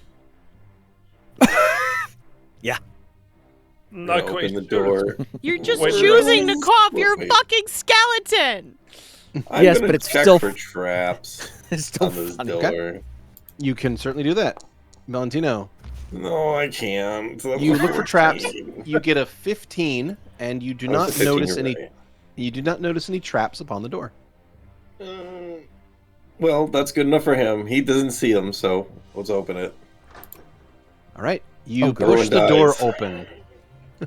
You push the door open, and you find the hallway continues to the south, or in this case, yeah, Up. up, yeah, West? because so Mhm. it moves upwards, based on your current perception. Oh, we got a wall. Or wait, is it? Maybe I'm we gonna should. toss my silver piece through the doorway. You A toss your ti- silver piece through the doorway, and it suddenly changes and lands on what looks like the wall instead of your floor. So Oh. once again, there's a gravitational anomaly in that room. I'll gather my need to look grappling up. hook and turn back. Brace yourself against the side, I guess. Okay. Something Careful. may Let's fall. scooch in. Have my hands against the wall and do like a tumble back onto my, like a slinky onto my Sure. feet when I. That's totally in there. fine. You shift into the chamber, and gravity reasserts itself to where you are now standing on what is the floor on this map. So everyone else is standing on the wall, but you're standing on the floor. And to everyone else, you're standing on the wall when they're standing on the floor. I don't know why, but things feel a lot clearer on what direction everything is. All right. Then we'll follow. Looking down the hallway, though, there, Valentino, it goes on 15 more feet to your south, and there are 3 doors to your left and 1 door to your right. Well, But you Like guys can labels. slip and slide yourselves out of there and enter an area where gravity reasserts itself to what is accurate to the map you're looking at. I imagine. I would like to Go ahead. detect magic. Down this hallway, Yes. you detect no magic down this hallway. No magic. Okay, good. And I'm gonna check for traps. Go for it. That is a 33. Nat 33. You 20. look down the hall for traps, and you see no pressure plates, no trip lines, no sensors of any kind that you can notice. Anything funky looking about the doors? The doors all appear to be in relatively good shape, and they're all closed currently. I imagine the one going west would probably be our continuation. It's a guess. I forget if you answered. Are the doors labeled at all here? No, these doors are They're not labeled. I guess so. Maybe. Just double check, okay? Any words above these ones? No No. labels. Doors are not labeled. And as you step to that door, Valentino, a voice will once again fill this room as the door behind you finally shuts. You can hear a katunk as the door locks itself again. Was that fun? Did you enjoy my little trap. I hope you did. I made it for you. Special. You mean who? Like all of us? Yes, but especially you. I mean, it wasn't too bad. Was it as bad as death is? It can be. Death doesn't have to be horrible and painful. Stavik knows that better than most. Sometimes death can shroud you like a comfortable cloak, and you can simply be lulled off to a sleep. Death need not be feared. You are mortal. It's what you were made for. That's I was waiting. fascinating coming from you. Because you were mortal once too. Oh, perhaps, but I've ascended far beyond those mundane origins. I have tasted the fruit of eternity. I have risen above that base nature that still claims all of you. And I have seen the truth of this existence. I have seen the failure of the gods. I have seen what they have lacked. They are too soft, too weak. They are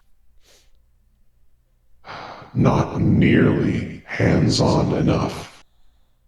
If they wish this eternity, they wish this existence to be worth living in, it will take a stronger hand, one that I am happy to lend. I've heard all this before. Yes, you have. But that is because that is the truth of things, and that is what I speak.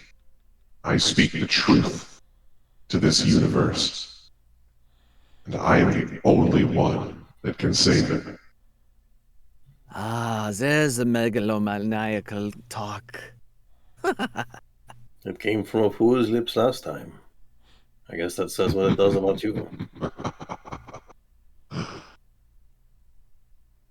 Now, shall we move this along? I'm sure you all have interesting ideas on how this is going to go. Yeah, I think you'll be very interested in them. Why don't I show Oh, you? good. I look forward to seeing you in the flesh. That's rude. And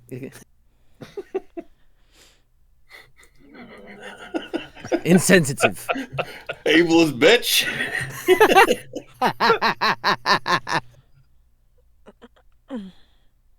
Well, the door in front of you, Valentino, begins to glow with these silvery runes that appear across it.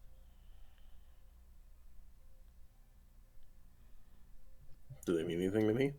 No, and they're constantly shifting. So they're basically impossible to read.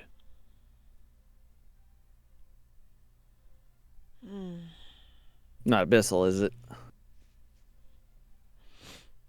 Could be. No, if I had Oh. read magic, I may be worth casting, but I don't. Louie will walk up and just see of the many languages he has if he can figure out what this is. There are snippets of this door that you understand, but most of it is still gibberish to you. It's not clear what it is, but it is highly magical, and it appears to be reactive to touch. This may just depend on who opens it.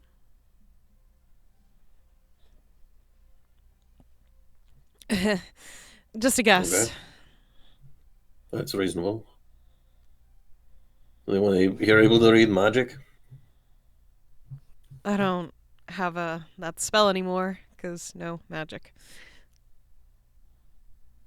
Oh, I lied. I do have it. God damn it, Valentino. I was just checking. I didn't want to steal the Silliest of spotlight gooses. again.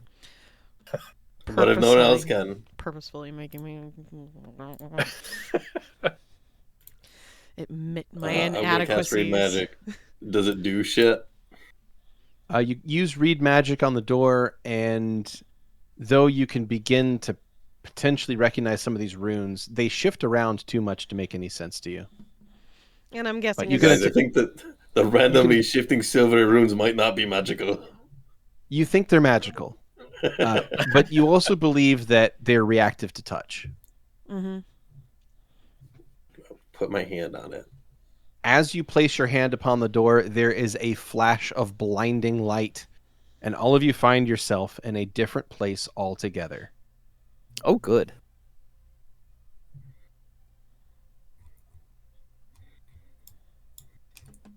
It's another goop room.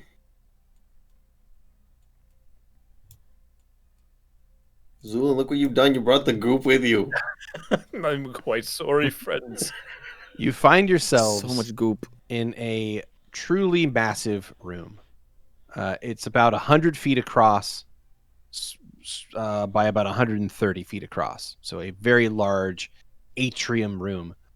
The stone walls arc up into an impossible height. There's no way that this place would have fit within the portal stone of New Izmir. So it makes little sense where you are, or how this place fits where it is. The floors in here are made of multicolored stone set to form a strange pattern on the ground that look like twisting vines with thorns. There is a platform ahead of you that floats in some kind of sizzling caustic green liquid that seems to fill most of this floor. But in the center, there is a round platform that raises up out of that. On that platform are a number of sigils and runes that glow with great power. And upon that platform, there are two figures. One appears to be a human wrapped in a cloak. They are currently lying on the ground, prone, their legs spaced apart, hovering themselves in a defensive posture. Over top of that body is a shadowy dragon, one you have seen before. Welcome to the Sanctum Chamber. Roll initiative. Okay.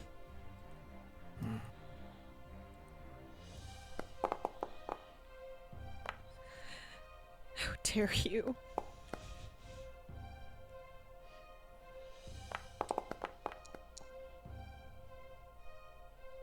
Oh yeah, that's a nat one. Oh boy.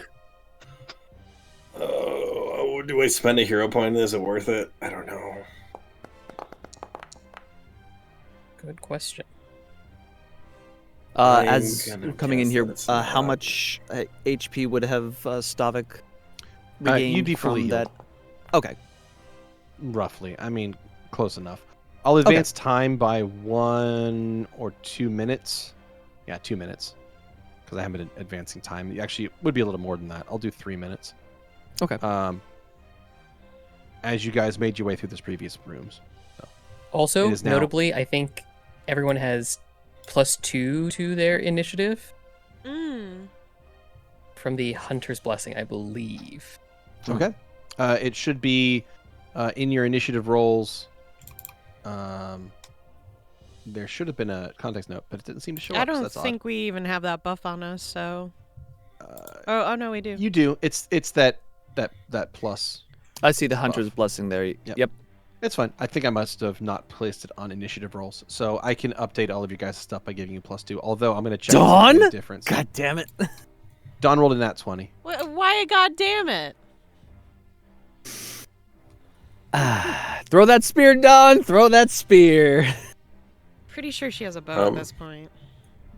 Yeah, she does have a bow. Also, while we're getting things together, is there like an automation for my fire shield I could put on or set up? let's see. Yeah, no worries. Unless we No, there's no automation built up for it. But we can... Okay, that's fine. Yeah. All right, so I've adjusted the only places it would have made a difference for that +2. Actually, that's not quite true. I need to update. Dawn would have been 26. There we go. So Dawn... and that also means that Louie and the Shadow Given Form got an exact tie. So, Louie, go ahead and roll a d20, and we'll roll off for it. Okay. 11. All right. I rolled a 15. Okay. So the initiative order will be Dawn, the Shadow Given Form, Louie, Stavik, Bastion, Xander, the Mother, Valentino, and then Zu'lin. And with that,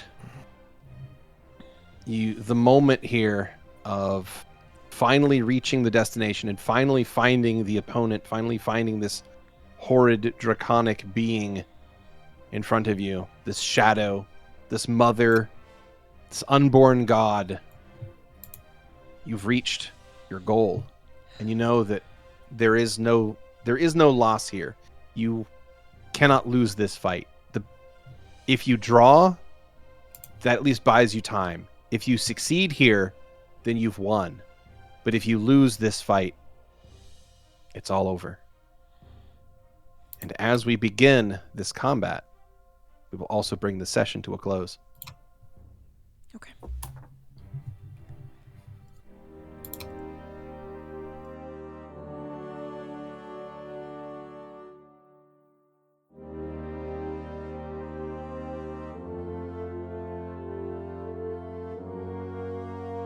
Thanks for listening.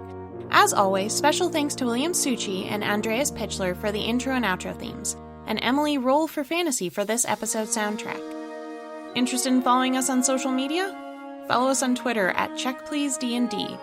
Or want to support the podcast and be part of the Czech Republic? Go to our Patreon under the Czech Republic. Until next time.